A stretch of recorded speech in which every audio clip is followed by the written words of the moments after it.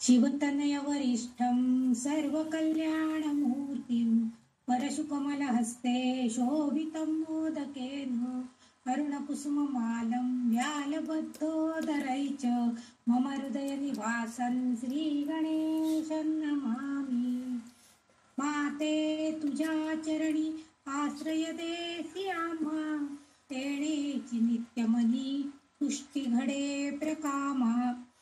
लागो तुझ्या चरणी हे मनसाच नित्य, त्याहून अन्य जगदंबन कांक्षी चित्त।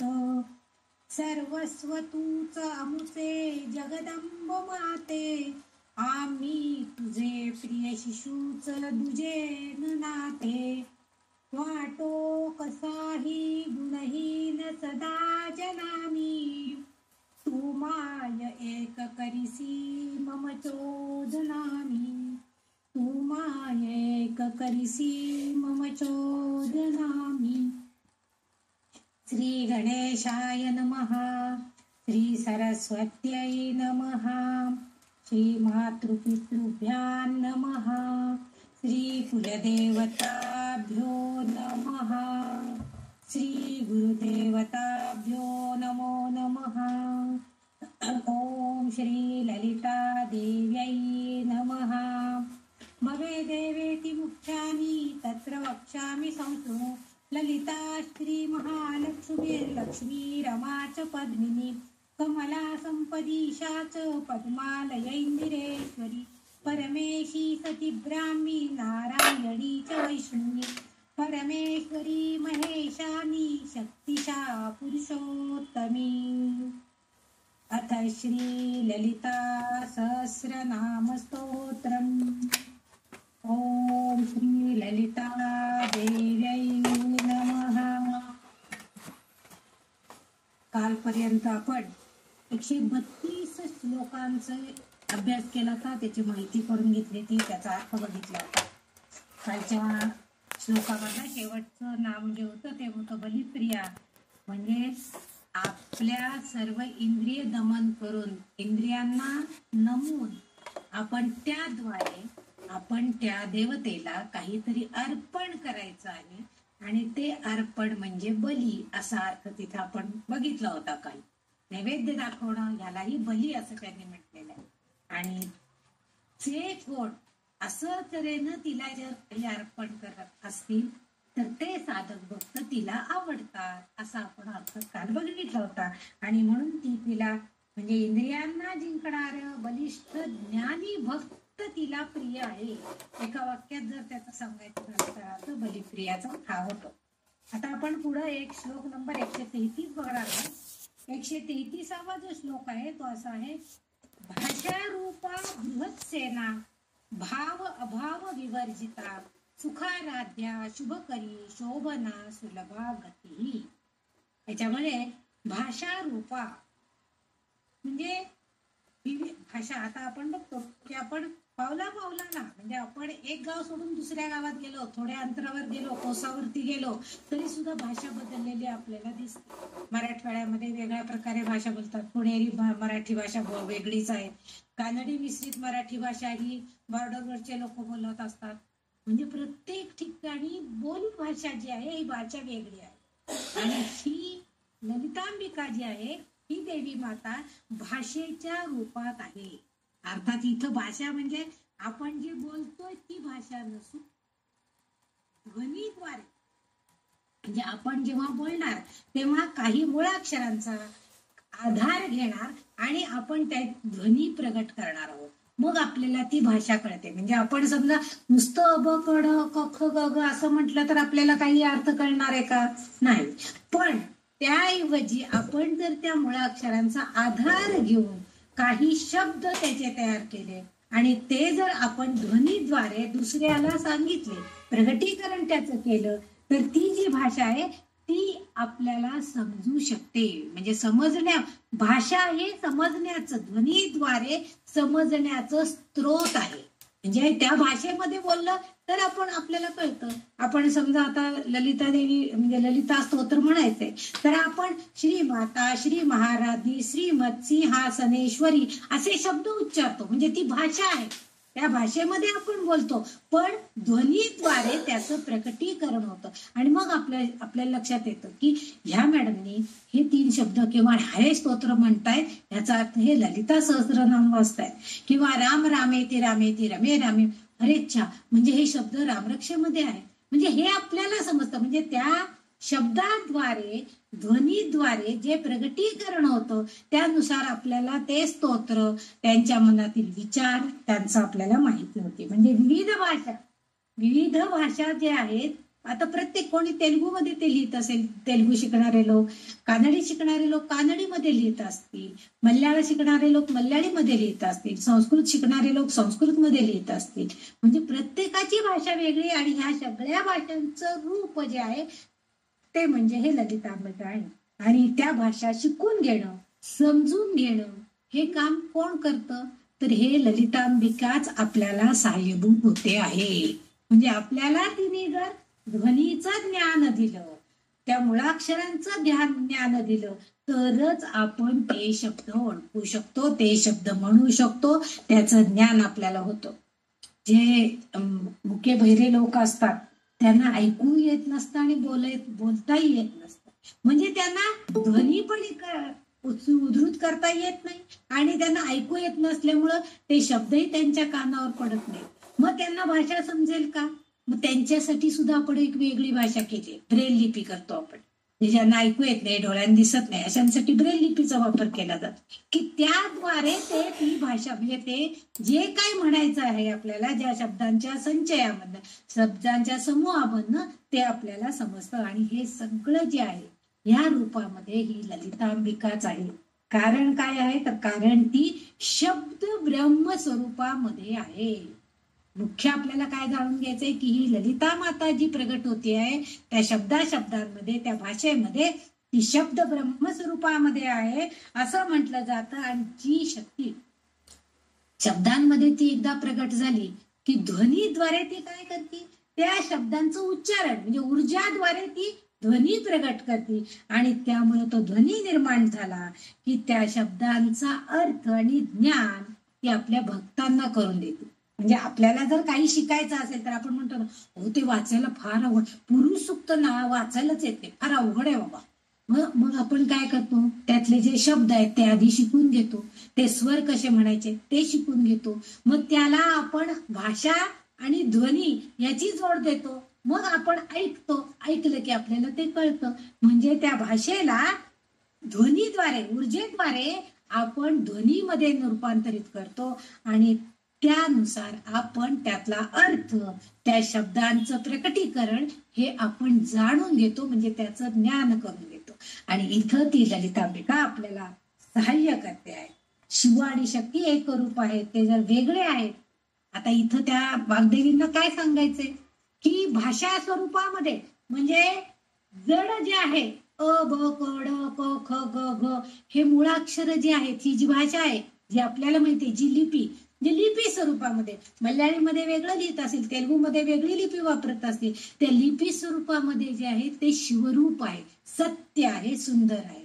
आणि त्याला शक्तीची म्हणजे ऊर्जेची जर जोड मिळाली, जे ध्वनीची जर त्याला जोड मिळाली तर त्याचं प्रकटीकरण होतं आणि मग आपल्याला ती भाषा समजते. म्हणून जर समजा नुसतेच शब्द आहेत आणि त्याला ऊर्जेची जोड नाहीये, ध्वनी एका वेगळ्या ठिकाणी आहे, शब्द एका वेगळ्या ठिकाणी आहेत, असं जर असेल, साधं थोडा वेळ जर आपला मोबाईल बंद पडला तर आपण हो ऐकू येत नाही तुम्ही बोललेलं, काहीच कळत नाहीये, तुम्ही ऐकू येत नाही, नुसतं दिसतंय, लगेच आपल्याला मनामध्ये असं गोंधळ निर्माण होतो. तसं ते दोन्ही एकत्र पाहिजे. म्हणजे बोललेले शब्द आणि आपल्याला ऐकू येणारं ज्ञान ध्वनीचं जे आहे ते एकत्र व्हायला पाहिजेत. म्हणजे शिव आणि शक्ती यांच्यामधल्या ज्या शक्ती आहेत, शिवाची जी ऊर्जा शक्ती आणि शक्तीची ऊर्जा शक्ती, या दोन्ही जेव्हा एकत्र येतील तो ध्वनी जो निर्माण होणार आहे तो अर्थपूर्ण असतो. अन्यथा तो अर्थ नुसता ध्वनी, नुसता आवाज येत आहे, गोंगाट, काही कळत नाही आपल्याला, आपण अर्थहीन ध्वनी असतात ते सगळे. पण ते जर एकमेकाबरोबर आले, योग्य शब्दाद्वारे जर ध्वनी निर्माण झाला, म्हणजे तो शब्द संचय आणि तो ध्वनी यांनी बांधली गेली की ती जी भाषा आहे ती आपल्याला कळते. बरेच जणांचं असं, काही जणांना खूप असं गडबडीनं बोलायचं म्हणजे हे असतं, सवय असते. आपण म्हणतो अहो त्यांनी काय बोलतात ना ते कळतच नाही, कारण त्यांच्याकडचा शब्दसंचय आणि ध्वनी ते इतक्या गडबडीनं फोर्सफुल्ली बराबर सांगून टाकत असतात. पण एखादा माणूस अगदी शांत स्वरूपामध्ये ते शब्द आणि तो ध्वनी यांचा म्हणजे संबंध आणतात, यांचा संचय करतात आणि मग आपल्याला ते कळतं. आणि या भाषेच्या गोडव्यामध्ये सौंदर्य रूप बांधलेलं आहे. मग आपण म्हणतो ना की आता कालच आपण बघितलं की धनश्रीताईंचं जे आपण व्हिडिओ बघितला, किती सुरेख शब्दामध्ये त्यांनी मांडणी करून 2च ओळींचा अर्थ आपल्याला सांगितला. तर आपण म्हटलं काय गोड शब्दामध्ये, म्हणजे त्यांच्या भाषेला ते आपोआप सौंदर्य एक प्रकारचं प्राप्त झालं होतं की जे आपल्याला सुद्धा मनाला आवडतं. तसं ही जी भाषा आहे, ही भाषा आणि हा ध्वनी एकत्रित येणं म्हणजे शिव आणि शक्ती एकत्रित येणं आहे. आणि त्यामुळं त्या भाषेला सौंदर्य प्राप्त होतं. आणि म्हणून इथं वाग्देवी ह्या ललितांबिकेचा उल्लेख भाषा रूपा असं करतायत. म्हणजे ही ललितांबिका देवी जी आहे ही भाषेच्या रूपात आहे असं ते आपल्याला सांगतात. म्हणजे भाषा वाचन करायचं असेल तर त्याला ध्वनीची जोड पाहिजे, तरच ते आपल्याला समजतं. अन्यथा नुसतं डोळे फिरवून आपल्याला ती भाषा कळत नाही किंवा दुसऱ्याला आपण सांगू शकत नाही. म्हणून ध्वनी आणि ते शब्द एकत्रितपणे यायला पाहिजे, तरच ती भाषेला आणखीन सौंदर्य प्राप्त होतं. सौंदर्य रूपामध्ये तिची बांधणी होते त्या शब्द संचयाचे, आणि मग आपल्याला ते ऐकायला सुद्धा गोड वाटतात. म्हणून आपल्याला संगीत किंवा रागदारी गायन हे ऐकायला कसं गोड वाटतं, कारण त्याला एक प्रकारची त्यांनी लयबद्ध मांडणी केलेली असतात, तेच शब्द असतात. आता शब्दांच्या पलीकडले काही न चकळले मजला शब्दांच्या पलीकडले असे शब्द आहेत. हे आपण नुसतं काही न चकळले मला शब्दांच्या पण तेच जर शब्दांच्या पलीकडले असं आपण स्वरात म्हटलो तर आपल्याला कळतं खरंच, म्हणजे काही न सांगता सुद्धा अबोलपणानं त्या ध्वनींमधून त्याला तिच्या मनातल्या भावभावना कळल्या आहेत. हे शब्द आपल्याला कळतात, म्हणजे आपल्याला हा अर्थ कळतो. म्हणजे त्या शब्द संचयाला योग्य प्रकारच्या ध्वनीची साथ मिळाली की अर्थ प्राप्त होतो, गोडवा प्राप्त होतो आणि त्या शब्दांना सुद्धा सौंदर्य प्राप्त होतं. आणि ते देण्याचं कार्य ललितांबिका करते, म्हणून तिला भाषा रूपा असं म्हटलेलं आहे. आता पुढचा जो शब्द आहे तो आहे बृहत सेना. वरच्याच श्लोकामध्ये आपण तिचं बृहद या अर्थाचा एक शब्द आपण बघितलेला होता, म्हणजे नाम बघितलेलं होतं. बृहत म्हणजे मोठे आपल्याला माहिती आहे, आणि बृहत सेना. आता सेना म्हणजे काय, तर तिच्याकडे असणार सैन्य. साधा शब्दशः अर्थ केला जर बघितलं, बृहत म्हणजे खूप मोठे, की ज्याला अपरिमित आहेत, अगदी अमाप आहे अशी सेना तिच्याकडे आहे. असेल तिच्याकडे. आपण म्हणतो ना की म्हणजे श्रीकृष्ण किंवा यांची जेव्हा युद्ध झाली तर त्याच आपण म्हणतो ना इतकी अक्षोहिणी सैन्य याच्याकडे होतं, त्याच्याकडे होतं वगैरे अशा आपण सांगत असतो. पण हिच्याकडं अपरिमित सेना आहे. कारण का बरं तिच्याकडे एवढी सेना आहे, तर तिला या विश्वाचा प्रशासन करायचं आहे आणि त्यासाठी तिच्याकडं योग्य प्रकारची सेना असणं. ती सेना नुसती सेना असून चालणार नाहीये, ती बलाढ्य असली पाहिजे, ताकदवान असली पाहिजे, तेवढी कला निपुण पण असली पाहिजे. नाहीतर नुसते तलवारी घेऊन आहेत पण तलवार चालवायची कशी हे जर त्यांना ज्ञात नसेल तर अशी सेना उपयोगी आहे. म्हणजे निपुण सैन्य की त्यामध्ये वाकबगार आहे ते चालवण्यासाठी शस्त्रास्त्र. आणि ललितांबिकाकडे योग्य प्रकारे प्रशासन करण्यासाठी अशी बलाढ्य सेना, सक्षम सेना की जी कार्यरत होऊ शकते अशी तिच्याकडे आहे. आणि तिच्या योगानच ती विश्वाचा कारभार योग्य प्रकारे पाहते. म्हणून खूप मोठं सैन्यबळ असलेली अशी ती असा तिचा उल्लेख केलेला आहे. आता हे सैन्यबळ तिचं फक्त काय लढण्यासाठीच असं नाहीये, तर आपल्या भक्तांच्या मनामधल्या वाईट विचारांना घालवण्यासाठी सुद्धा तिच्याकडे बळ आहे. ती त्यांचं मनोधैर्य वाढवण्याचं काम करते. त्यावेळेस ती काय करते सांगा, ते आपल्या मनातलं जे द्वंद्व आहे ते नाहीसं करण्यासाठी ज्ञानाची सेना आपल्याकडे पाठवते. म्हणजे चांगले चांगले विचार आपल्याकडे पाठवून देते. मग आपण विचार करतो, हा हे योग्य आहे बरं का, म्हणजे आता जे ते सांगितलं ना ते खरं खरं योग्य, आपण तसं वागायला पाहिजे. समाजामध्ये वागताना उगीच आपलं सगळे बोलताय तरी सुद्धा आपण मोठमोठ्यानं ओरडून असं काही सांगायचं नाही. आपलं सांगण्यासाठी आपण आपली योग्य वेळ येण्यासाठी थोडं थांबायला पाहिजे. हे जे आहे हे आपल्याला त्या ज्ञानाद्वारे कळतं आणि ती आपल्याला योग्य विचारांचं प्राबल्य देते, त्यासाठी आपल्याला सक्षम करते आणि मग आपण आपलं वर्तन चांगल्या प्रकारे करतो. म्हणजे इथं ती फक्त सैन्य बळ हे युद्धासाठी वापरत नाहीये, तिला योग्य कारभार करण्यासाठी सुद्धा सैन्यबळ पाहिजे. मग ती एकटी संपूर्ण विश्वाचा कारभार बघणार आहे, मग ती आपल्या मदतीसाठी अनेक योगिनी सारख्या देवदेवता निर्माण करते, देवांची फौज निर्माण करते. मागच्या याच्यामध्ये आपण बघितलं अष्टलक्ष्मीच्या स्वरूपामध्ये ती प्रगट होते. म्हणजे अशा प्रकारे ते अनेक सैन्य आणि सैन्याचे मुख्य सेनापती हेही सगळे निर्माण करते. म्हणजे त्या सगळ्यांच्या द्वारे विश्वाचा कारभार योग्य प्रकारे पाहत असते आणि म्हणून तिच्याकडं मोठीच्या मोठ्या वाढव्य असं प्रबळ असं सैन्य आहे, असा उल्लेख या वाग्देवतेंनी केलेला आहे. आणि त्यांना माहितीये कारभार चालवत असताना पुष्कळ अडीअडचणी येतात आणि त्याला तोंड देण्यासाठी आपल्याला कोणता ना कोणती उपाययोजना करावी लागती आणि मग अशासाठी आपल्याजवळ बळ पाहिजे. आता आपण बघतो, आपण व्हिडिओ तयार करायचा आहे, व्हिडिओ लिखाण करायचंय, मग आपल्यासाठी काहीतरी त्याच्यासाठी योजना पाहिजे. मग आपण ह्या गुगलवरती काय आहे का, युट्यूबवरती काय मिळतंय का, मग त्या सगळ्याची सांगड घालून आपण योग्य प्रकारे त्याचं निवारण करण्याचा प्रयत्न करतो की जेणेकरून आपण त्याच्याशी योग्य प्रकारे लढू शकू. म्हणजे योग्य प्रकारे त्याचा निर्णय आपल्याला छान शब्दांकन झालेलं मिळेल. ही जी लढण्याची तत्परता आहे म्हणजे प्रत्येक कृतीमध्ये, म्हणजे कुठल्याही गोष्टीसाठी जर आपल्याला योग्य प्रकारे कार्य पार पाडायचं असेल तर त्यासाठी ती मदतनीस म्हणून आहे, म्हणून तिच्याकडे बृहत सेना आहे असं वाग्देवींना वाटतंय. 680 नंबरचं नाव जे आहे भावाभाव विवर्जिता. भाव आणि अभाव आपल्याला माहितीये, भाव आणि अभाव आणि विवर्जिता. आता भाव आणि अभाव ह्या वेदांतामधील संकल्पना आहेत.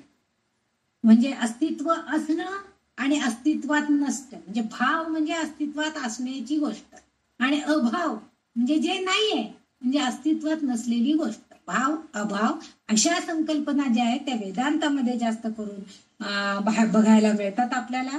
म्हणजे काय आहे तर माया किंवा भ्रम.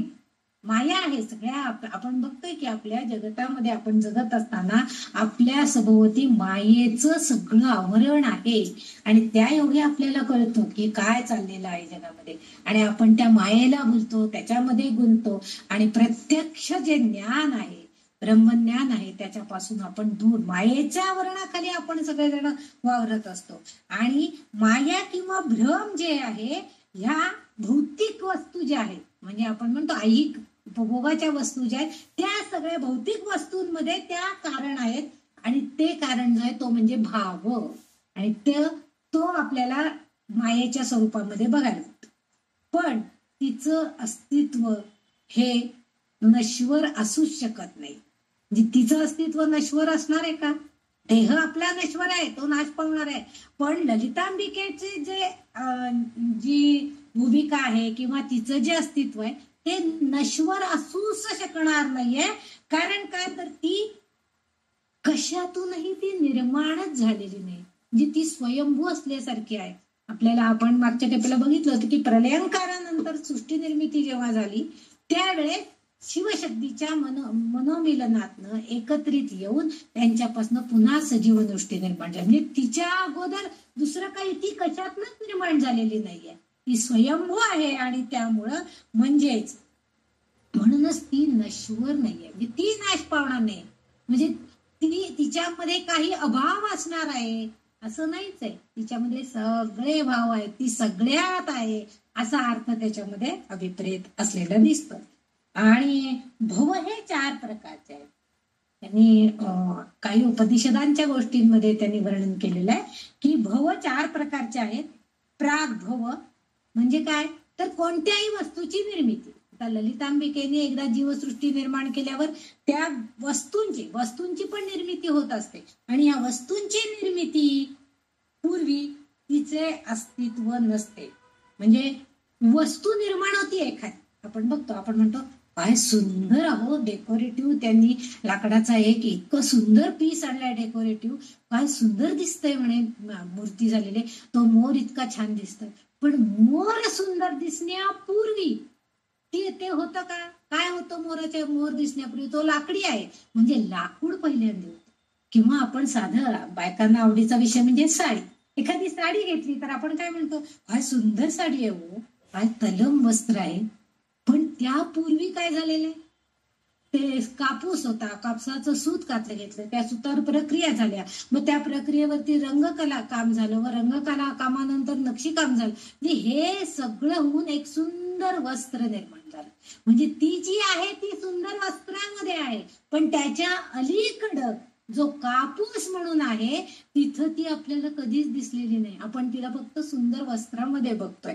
म्हणजे वस्त्रूच्या निर्मिती पूर्वी प्रागभव जे आहे तिथं सुद्धा तिचं अस्तित्व, म्हणजे ती आपल्याला फक्त, ही कापूस नाहीये, पण धागा पण आपण तिला म्हणू शकत नाही, कापूस पण म्हणू शकत नाही, रंगवलेलं कापड पण म्हणू शकत नाही, कलाकारी केलेलं कापड पण म्हणू शकत नाही.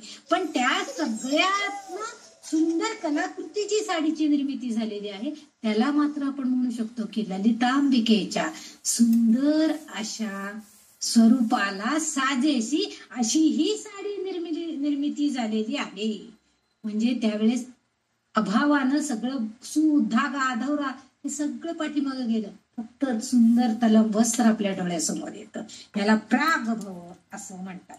म्हणजे मूळ कापूस नाहीये, पण तो तिथं ते वस्त्राच्या रूपामध्ये मात्र आहे. म्हणजे त्याचं प्रकार बदलला, त्याचं रूप बदललेलं आहे. हे रूप घेणारी कोण आहे? ललितांबिका. त्याच्यानंतर दुसरा भव असं सांगितलंय ध्वंसभव. ध्वंसभव म्हणजे, आता ध्वंस या शब्दाला विध्वंस असं वी लावला तर आपण म्हणतो की नाश होतो. विध्वंस होतो म्हणजे काय होतं, त्या गोष्टीचा नाश पावतो. म्हणजे एकातून दुसरं निर्मिती करत असताना पहिल्या गोष्टीचा विनाश झालेला आपल्याला दिसतो. म्हणजे आता समजा आपण साधी कणिक भिजवली तर पहिल्यांदा आपण काय करतो, गहू वाढतो, मग गहू वाढले की ते दळतो, म्हणजे गव्हांचा नाश झाला, ते कणकेमध्ये म्हणजे पिठामध्ये रूपांतरित झालं. ते पीठ आपण कोरडं पीठ असतं ते परातीत घेतो, मग आपण त्याच्यात पाणी घालतो, मग आपण ते मळून ठेवतो, म्हणजे गोळ्यामध्ये त्याचं रूपांतर झालं. हे जो ध्वंस म्हणजे एकाचा नाश होऊन दुसऱ्याची निर्मिती, हा ध्वंसभव झाला. म्हणजे याच्यामध्ये रूपांतरण, परिवर्तन म्हणतो आपण त्याला, तसं तिथं मध्ये होते. म्हणजे जसं कापड तयार करताना सुद्धा मूळ रूप जो आहे, जे कापूस आहे, जो धागा दोरा आहे, ते सगळं विध्वंस होतं, म्हणजे ध्वंस होतो, त्याचा नाश होतो, आणि मग वस्त्रामध्ये ते म्हणजे कापडामध्ये आपल्याला रूपांतरित झालेलं दिसतं. म्हणजे तिथं धागा, सूत, कापूस हे अस्तित्वात नसतं, पण सुंदर असं साडीच्या रूपामध्ये मात्र ते अस्तित्वात असतं. त्याच्यानंतर तिसरा जो भाव आहे तो अत्यंता भाव. आता अत्यंत, अति आणि अति, अत्यंत खूप मोठं असं आपण म्हणतो त्याला. म्हणजे निरपेक्ष अस्तित्व आहे. केवळ अद्वैत तत्वज्ञान सांगून केवळ ब्रह्म हेच निरपेक्ष अस्तित्व आहे, कारण ब्रह्म्याच्या शाश्वत रूपात ती आहे. आपण ब्रह्मामध्ये ती आहे, ललितांबिका ब्रह्म्यामध्ये अंतर्भूत आहे. ती जी कार्य करते, जे जे घडते त्याला तीच कारणीभूत आहे, हे आपण अनेक वेळा बघितलेलं आहे.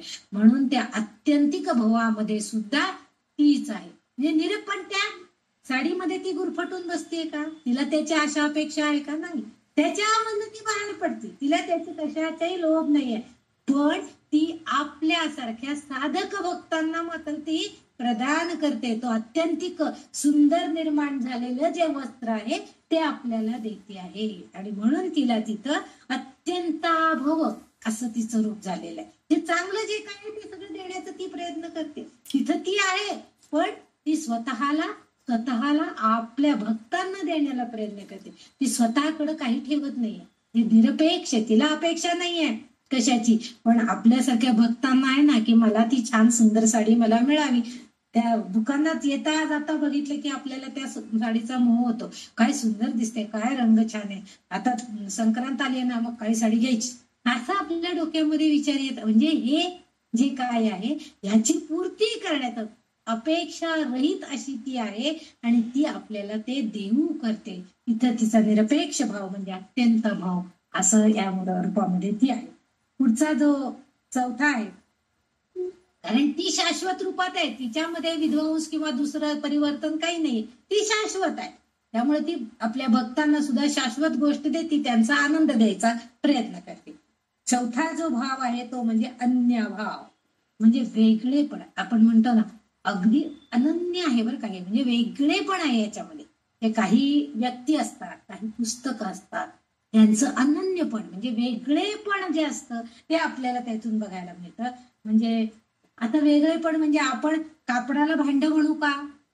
कापड हे कापड असणार आहे आणि भांड हे भांड असणार आहे. म्हणजे धातूपासनं विविध त्याच्यामध्ये रूपांतर होऊन परिवर्तन होऊन त्याला जाळून आकार देऊन मग ते भांड तयार होणार.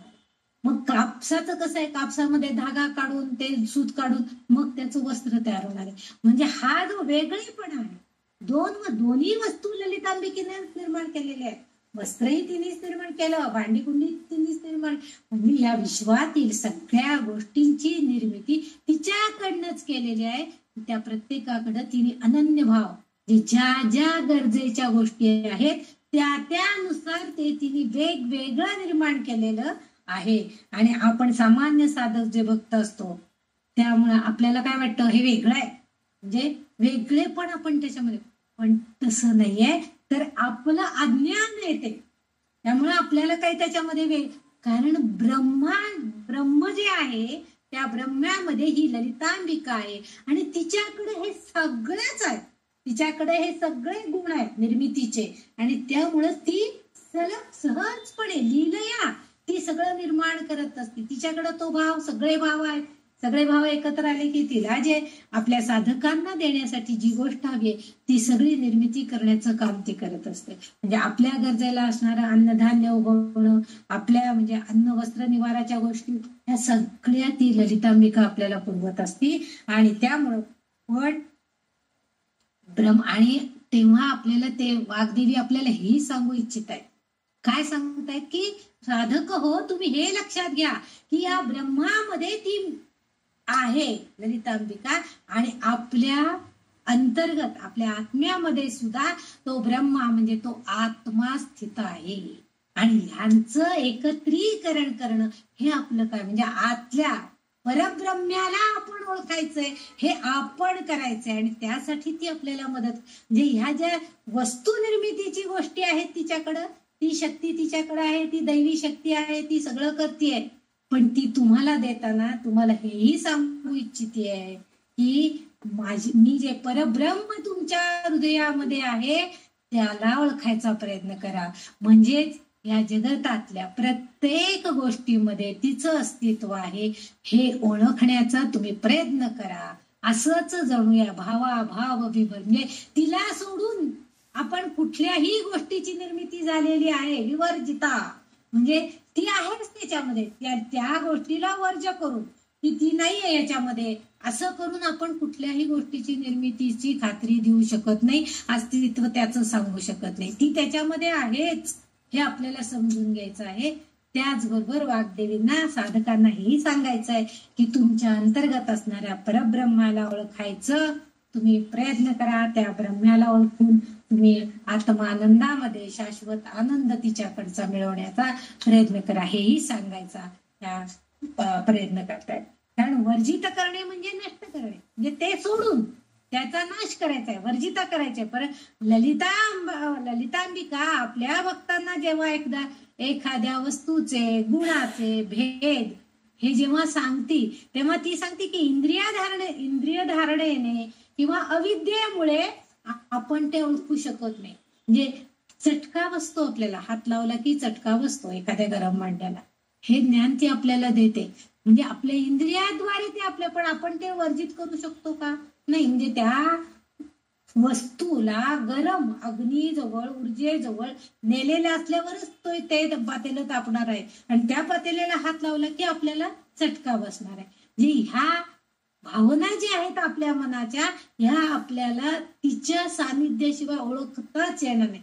चटका बसणार आपण, हा करणार आपण, पण ते जी ऊर्जा आहे तापण्याची, उष्णतेची, ह्याच्यामध्ये सुद्धा तीच आहे. कारण तिच्या अग्नी ऊर्जेशिवाय किंवा तिच्या उष्णदाह ऊर्जेशिवाय ते पातेलं तापणारच नाहीये. नुसतं पातेलं गॅसवर ठेवलंय म्हणजे ते सांगतात की जे म्हणजे आपलं व्हॉट्सअप बघून, युट्यूब बघून स्वयंपाक करणाऱ्या मुली असतात, त्यांनी सांगितलं तांदूळ धुतले, पातेलीत त्याच्यात पाणी घाला, पाणी घातलं, कुकरमध्ये ठेवलं, शिट्टी लावलं आणि गॅसवर ठेवा. पण त्यांनी काय गॅस लावा असं सांगितलेलं नव्हतं. 1 तास झाला, 2 शिट्ट्या झाल्यावर बंद करा असं त्यांनी सांगितलं होतं. आता गॅस लावा असं सांगायला त्यांनी काय, कारण गॅसवर ठेवा म्हणतात, गॅस लावायचा असतो, हा कॉमन सेन्स आपण म्हणतो. पण तो लावण्याची बुद्धी तिला झाली नाही आणि तिने वाढवलं. अर्धा तास झाला, 1 झाला, अजून कशा शिट्ट्या होईनात. येऊन बघते तर डाळ आणि ते पाणी आहे तसं, डाळ भात जसंच्या तसं. गॅसचं पेटवणं हे त्याला गरजेचं आहे. म्हणजेच आपल्याद्वारे, आपल्या इंद्रियाद्वारे होणाऱ्या ज्या कृती आहेत, त्या कृती करण्यासाठीचा जो अभेद आहे, तो सगळा आपल्याला ही ललितांबिका सांगते आहे. त्याला सोडून आपण काहीच करू शकत नाही. म्हणून भाव अभाव विवर्जिता असं केलं. म्हणजे तिला जर वर्ज केलं आपण,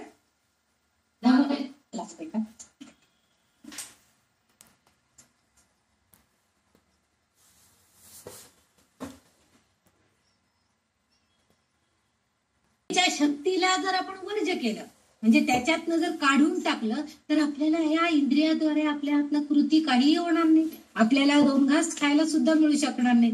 ती आपल्याला ऊर्जा देते, शक्ती देते, म्हणून आपण ह्या क्रिया करतो. म्हणजे या बाह्य वस्तूंचं जे अस्तित्व आहे, म्हणजे ती मायारूप आहे, आणि पण अंतर्मनामध्ये असणारा परब्रह्म जो आहे, तो मात्र हे सगळं जाणतोय.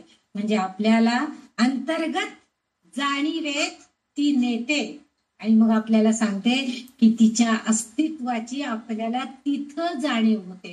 आणि म्हणून आपण म्हणजे वाग्देवी तिला भाव अभाव वर्जिता असं म्हणतात. म्हणजे ती नाहीये असं होऊ शकत नाही. तिला वर्ज करणं, तिथून बाजूला काढणं आपल्याला शक्यच नाहीये. कारण का, तर आपल्याकडचं अज्ञान आधी वर्ज होणार आहे, आपलं अज्ञान जाणार आहे आणि बोधामृत आपल्याला तिच्याकडनं मिळणार आहे. आणि मग नाशवंत असणार ज्या गोष्टी आहेत, नश्वर देह आहे, त्याचं आकर्षण कमी होणार आहे आणि आपोआपच अंतर्मनामध्ये असणाऱ्या परब्रह्माला, ज्या रूपामध्ये ललितांबिका आहे ते आहे, याची जाणीव आपल्याला होईल असं वाग्देवींना इथं अपेक्षित आहे. म्हणून त्यांनी तिचं नाव ललितांबिकेचं भाव अभाव विवर्जिता असं ठेवण्याचा प्रयत्न केलेला आहे. पुढचं जे नाम आहे 681 नंबरचं सुखाराध्या. आता सगळ्यांना माहितीये सुख जे आपल्याला सगळ्यांना हवं असतं. कोणी असं म्हणतं का मला दुःख दे देवा, असं कोणी म्हणत नाही. देवा मला सुखात ठेव, माझं सगळं चांगलं कर, मला सगळं चांगलं हो, हीच अपेक्षा प्रत्येकाला आहे. सुखाची अपेक्षा कोणाला आहे? मला दुःख दे असं कोणी म्हणतच नाही. काय त्याला दुःख हवं, नको बाबा हे आधी पळवून लाव आमच्याकडनं, अशीच आपण अपेक्षा करतो. आणि ही जी आहे ही सुख आराध्य आहे.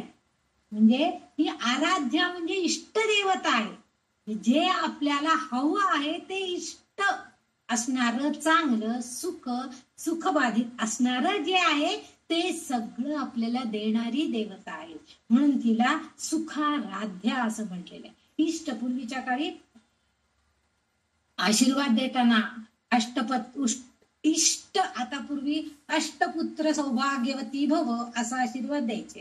त्याच्यानंतर मध्यंतरी इष्टपुत्र सौभाग्य, इष्ट म्हणजे जेवढे आहे तेवढे, 2 हवे असले 2 घ्या, 3 हवे असले 3 घ्या, ते तुमच्या मतानुसार आहे. म्हणजे तुम्हाला अपेक्षित असणार आहे. इष्ट म्हणजे आपल्याला अपेक्षित असणार, स्वतःला हवे असणार असं इष्ट योग्य असणार ते तुम्हाला मिळू दे असं. इच्छित मनोरथ आपण म्हणतो, इष्ट मनोरथ परपूर्ण वस्तू असा आशीर्वाद देतात. जे तुम्हाला हवंय ते त्याचं मनोरथ तुमचे पूर्ण होऊ दे. म्हणजे कोणतीही ललिता माता जी आहे हे सुख, ही आनंदानं सहजपणे कोणतीही अडचण न येता तिची पूजा आपल्याकडनं आधी करून घेते. तिची पूजा केली तर, कारण ती इष्ट देवता आहे आणि त्या देवतेचं पूजन आपल्याकडनं सहजपणे, तिच्या पूजनामध्ये कोणतीही अडचण येत नाही. आणि तिची पूजा करणं, अर्चन करणं म्हणजेच काय आहे, तर तिथल्या जाणून घेणं, तिचा शोध घेणं. आपण बघतो की स्त्रीसुक्त आम्ही कधी म्हणतच नव्हतं, आम्हाला माहितच नव्हतं आपल्याकडच्या ग्रुपमधले बरेच जणी, कारण इकडे ललितांबिकेच जास्त होतं.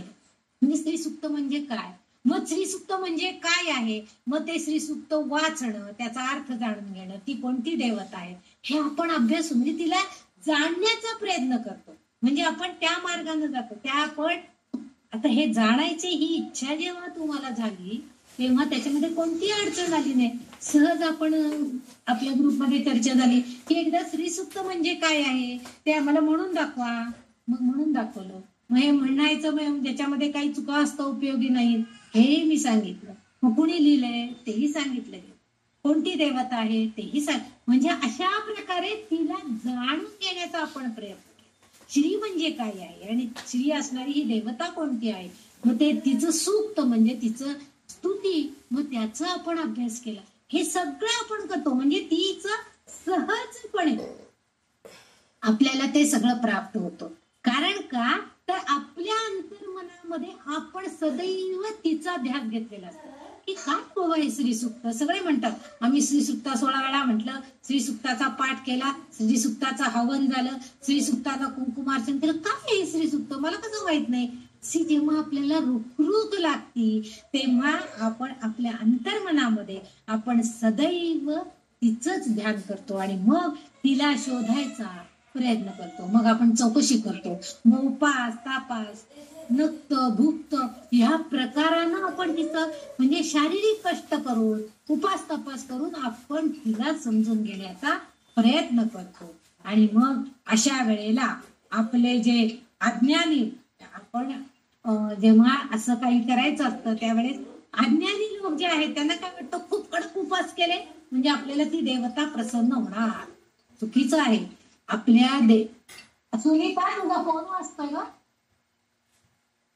आपल्याला जी देवता प्रसन्न करून घ्यायची तर ती काय आहे हे आपण जाणून घ्यायला पाहिजे. आपल्याला असणाऱ्या अज्ञानामुळं आपण आपल्याला शारीरिक कष्ट करून घेणं हे योग्य नाही. आपल्या शारीरिक कष्टाने ती देवता प्रसन्न होणार नाही. कारण त्या देवतेचं तुमच्या मनामध्ये सदैव ध्यान चाललेलं आहे. सदैव तुम्हाला तिची आठवण आहे. कोण आहे ही, कशी आहे, कसं हिचं रूप आहे, कसे हिचे गुण आहे हे समजून घेण्याचा प्रयत्न आहे. मग तुम्ही जर कडक उपास केलेला असेल तर त्या देवतेला सुद्धा त्रास होणार आहे त्याचा. म्हणजे आपल्याला ह्या गोष्टी समजून घ्यायला पाहिजे की शारीरिक कष्ट आहे, शरीराला त्रास देणं, संन्यस्त राहणं म्हणजे शरीराला त्रास होतो. आणि आपलं शरीर खरं तर एका सुंदर मंदिरासारखं आणि त्या मंदिरामध्ये त्याचं पावित्र्यही असायला पाहिजे.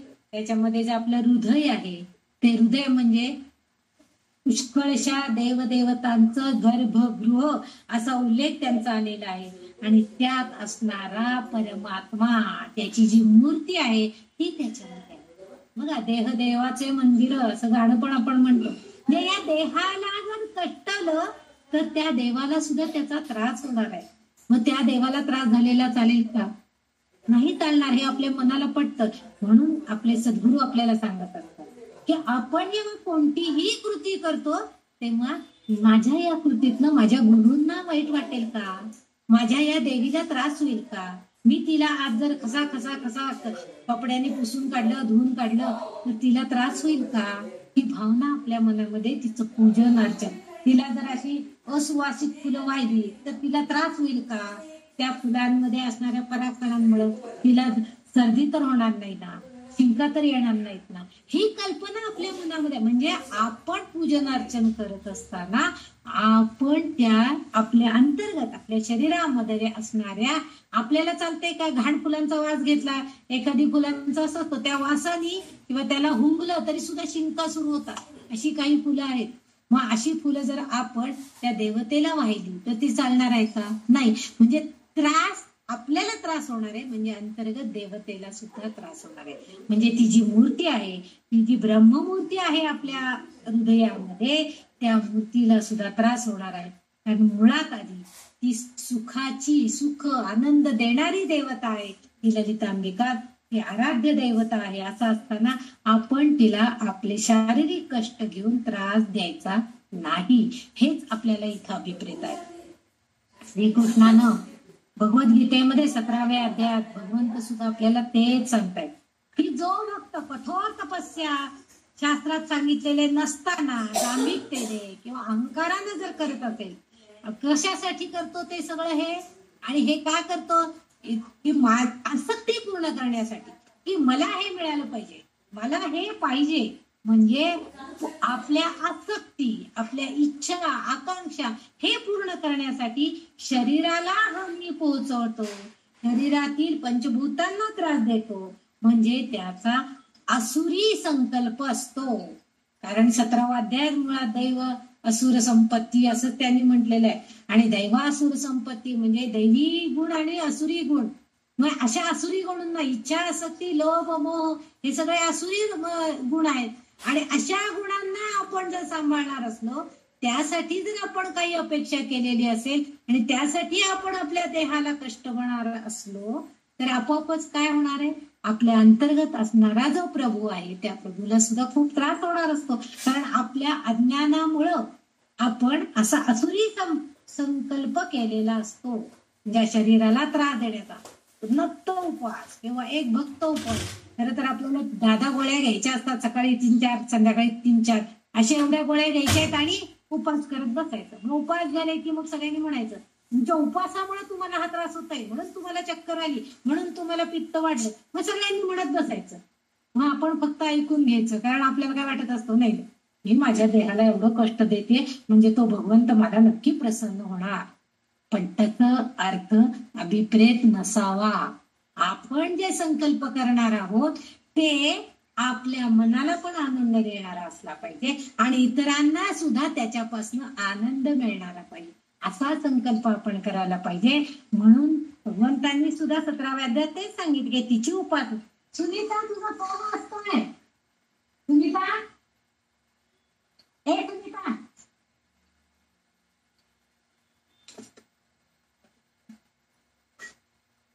सुनीता तुला कोण वाचतोय?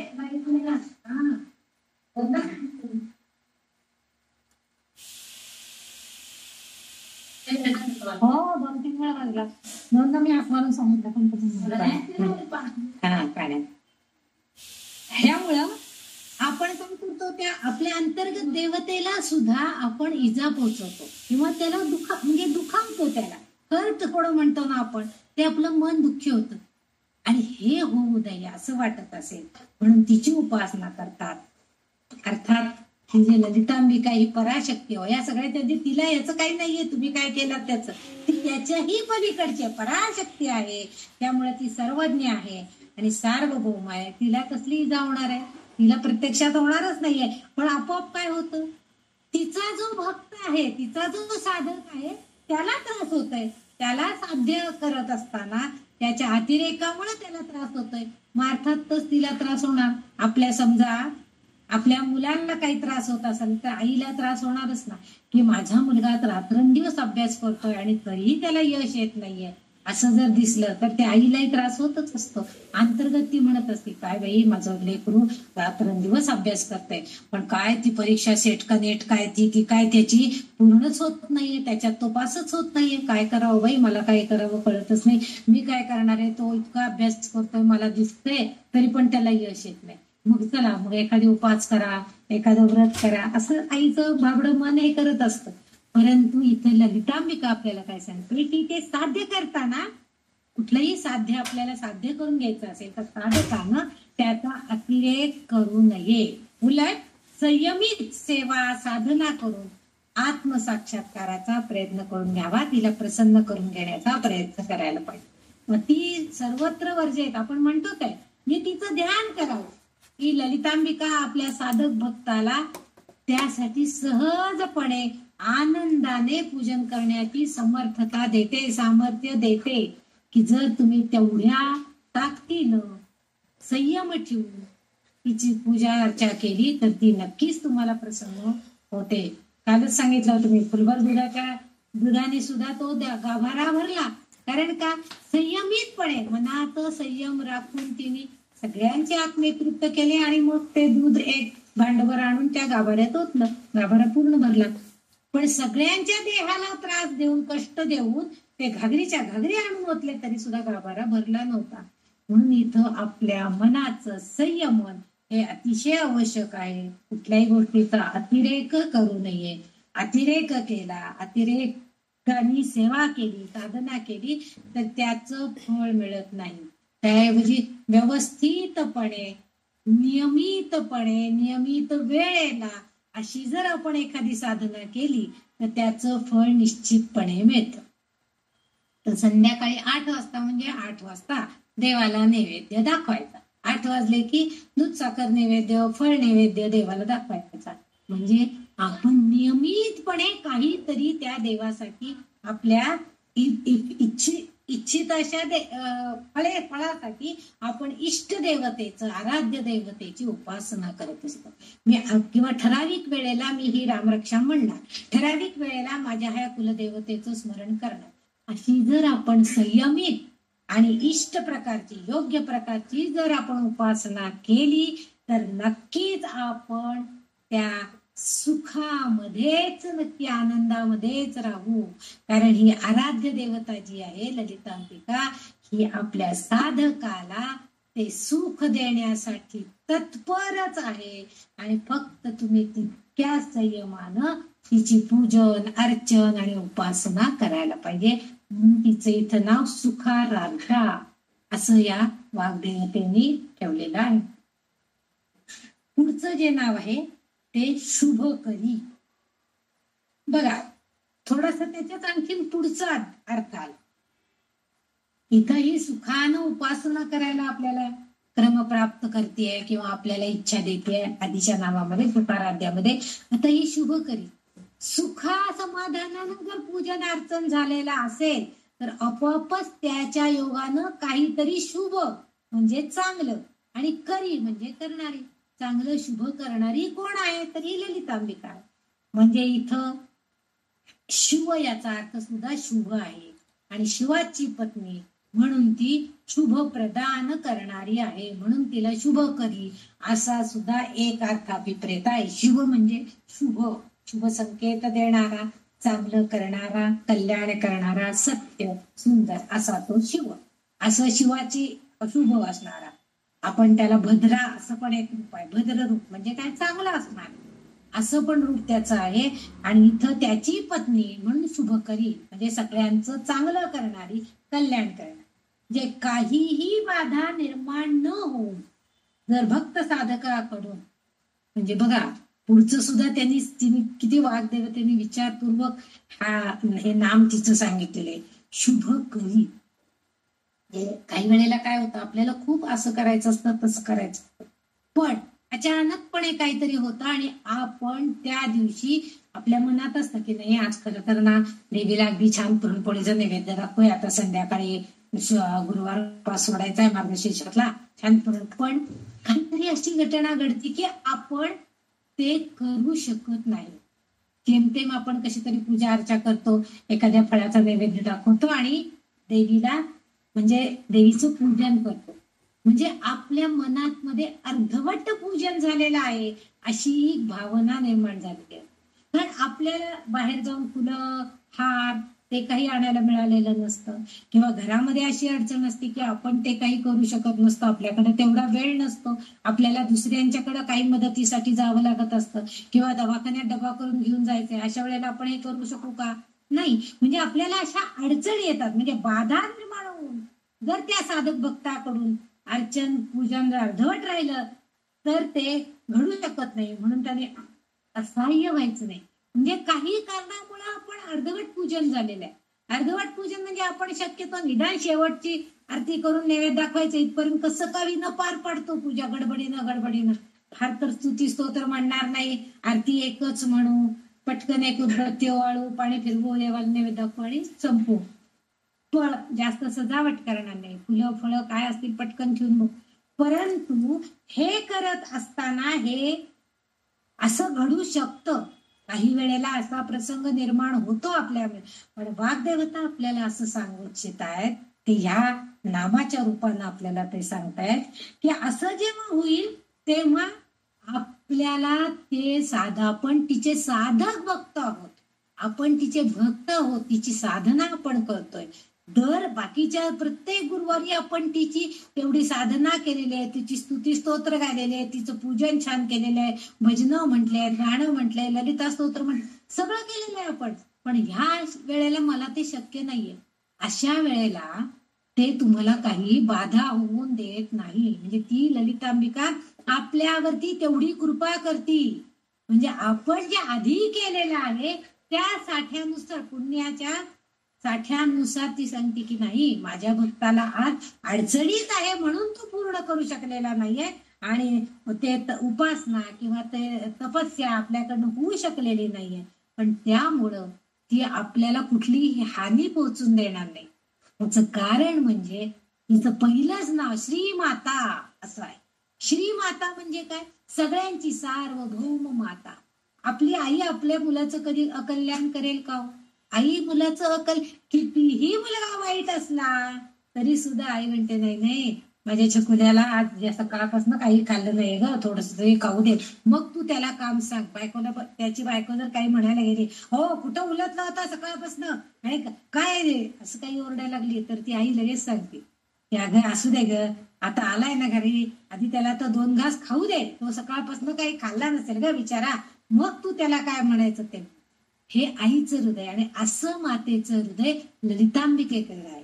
त्यामुळे जरी चुकून आपल्या हातनं काही अर्धवट पूजन झालेलं असेल, पूजेमध्ये काही अडथळा आला असेल, चूक झाली असेल चुकून, तर ती ललितांबिका तिच्या उपासकांना त्यांच्या सच्चेपणामुळं, खरेपणा जर त्यांच्या पूजनात असेल तर ती काहीही त्यांचं वाईट घडू देणार नाही. कारण नुसता सुविचार जरी तिच्याविषयी मनामध्ये जरी आला असेल, ललितांबे आज मला शक्य नाहीये पण माझ्या मनामध्ये तुझ्याविषयी खूप आस्था आहे. सत्यनारायणाच्या पूजेमध्ये जी 5 अध्याय कथा वाचतात त्याच्यामध्ये ती मुलगी जी असते, तिचं नाव आता मला नक्की आठवत नाही, कलावती. तर ती जेव्हा त्या हे करती, लीलावती का कलावती अशी काहीतरी नाव आहे तिचं, आणि ती काय करते की सत्यनारायणाचं पूजन माझ्याकडनं अर्धवट राहिले, त्यामुळं माझ्या पतीला पण असा त्रास सोसावा लागला, मलाही असा त्रास सोसावा लागला, ही कल्पना तिला येते.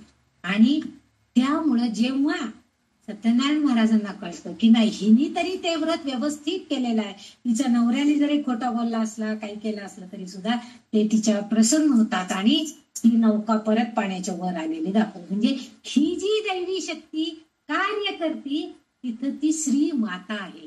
म्हणजे ती शक्ती जी आहे श्री माता आहे, आई आहे, ती सार्वभौम माता आहे. कारण त्या उपासकांच्यासाठी कोणती गोष्ट शुभ आहे, कोणती गोष्ट योग्य आहे, चांगली आहे, तेच ती त्यावेळेस घडवून आणणार असते.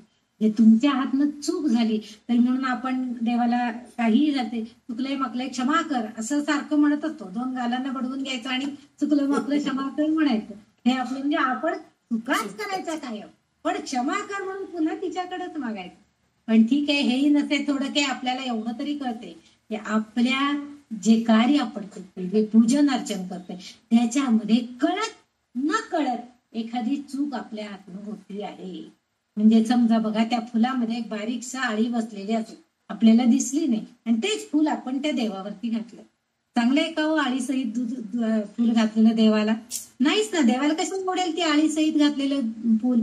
पण हे कसं झालेलं आहे, नकळत आपल्या हातनं ती चूक घडलेली आहे.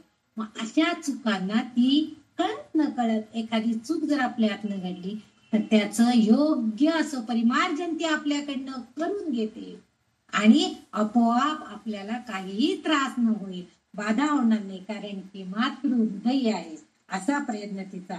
कारण पुत्राचे सहस्र अपराध, माता काय मानी तयाचा खेद, तेने तू कृपा गोविंद असं म्हटलंय. म्हणजे त्या गोविंदाला त्यांनी एक मातेची उपमा दिलेली की त्याचे किती अपराध असले तरी त्या आईला त्याचं कधी काही वाटत नाही, खेदच वाटणार नाही तिला, माझा मुलगा बरोबर आहे असंच त्या मातेला वाटत राहणार आहे, आणि त्याचा खेद तिला होणार नाही. तसं या ललितांबे केल्या श्री माता असल्यामुळे तिला आपल्या उपासकांच्याकडनं कोणतंही वाईट काही घडलेलं आहे किंवा त्यांच्याकडनं अर्धवट काही घडलेलं आहे, चूक घडलेली आहे, त्याचा खेद ती करणार नाही आणि त्याचा परिणाम आपल्या साधकांवर होऊ देणार नाही. कारण ती आपल्या भक्तांचे, आपल्या साधकांचे कल्याण करण्यासाठी भलं चिंतण्यासाठी, त्यांचं हित करण्यासाठीच ती शुभकरी आहे.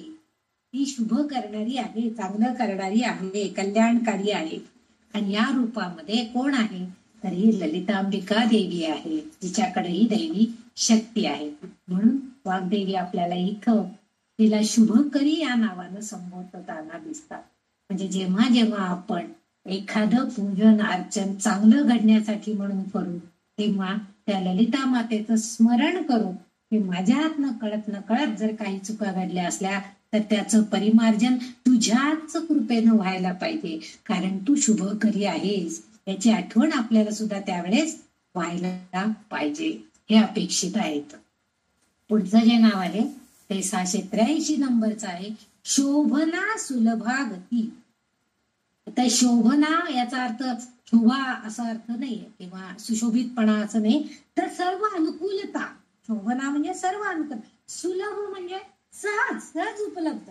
त्यासाठी जास्त यातायात सायास काही करायला लागलेले नसतात, सहजपणे ते उपलब्ध होतात. म्हणजे आता इथं सहजतेने उपलब्ध होणारा काय आहे असं अपेक्षित आहे, तर प्राप्य असा गती मार्ग. म्हणजे आपल्या मृत्यूनंतरची जी गतीचा जो मार्ग आहे तो आपल्याला सुलभपणे प्राप्त व्हायचा असेल तर काय करायला पाहिजे? त्याच्यासाठी सर्व अनुकूल आधी व्हायला पाहिजे. म्हणून त्यांनी हे नाम इथं वाग्देवी त्यांनी अगदी म्हणजे मुद्दामून चपखलपणे सांगितलेलं आहे, शोभना सुलभा गती. गती जी आहे ही म्हणजे आपला मार्ग. आता हा मार्ग कोणता आहे? एक तर मृत्यूनंतरचा आहे आणि एक आपला यात्रा प्रवास जीवनाचा चाललेला आहे त्यामधला प्रवासामधला मार्ग आहे.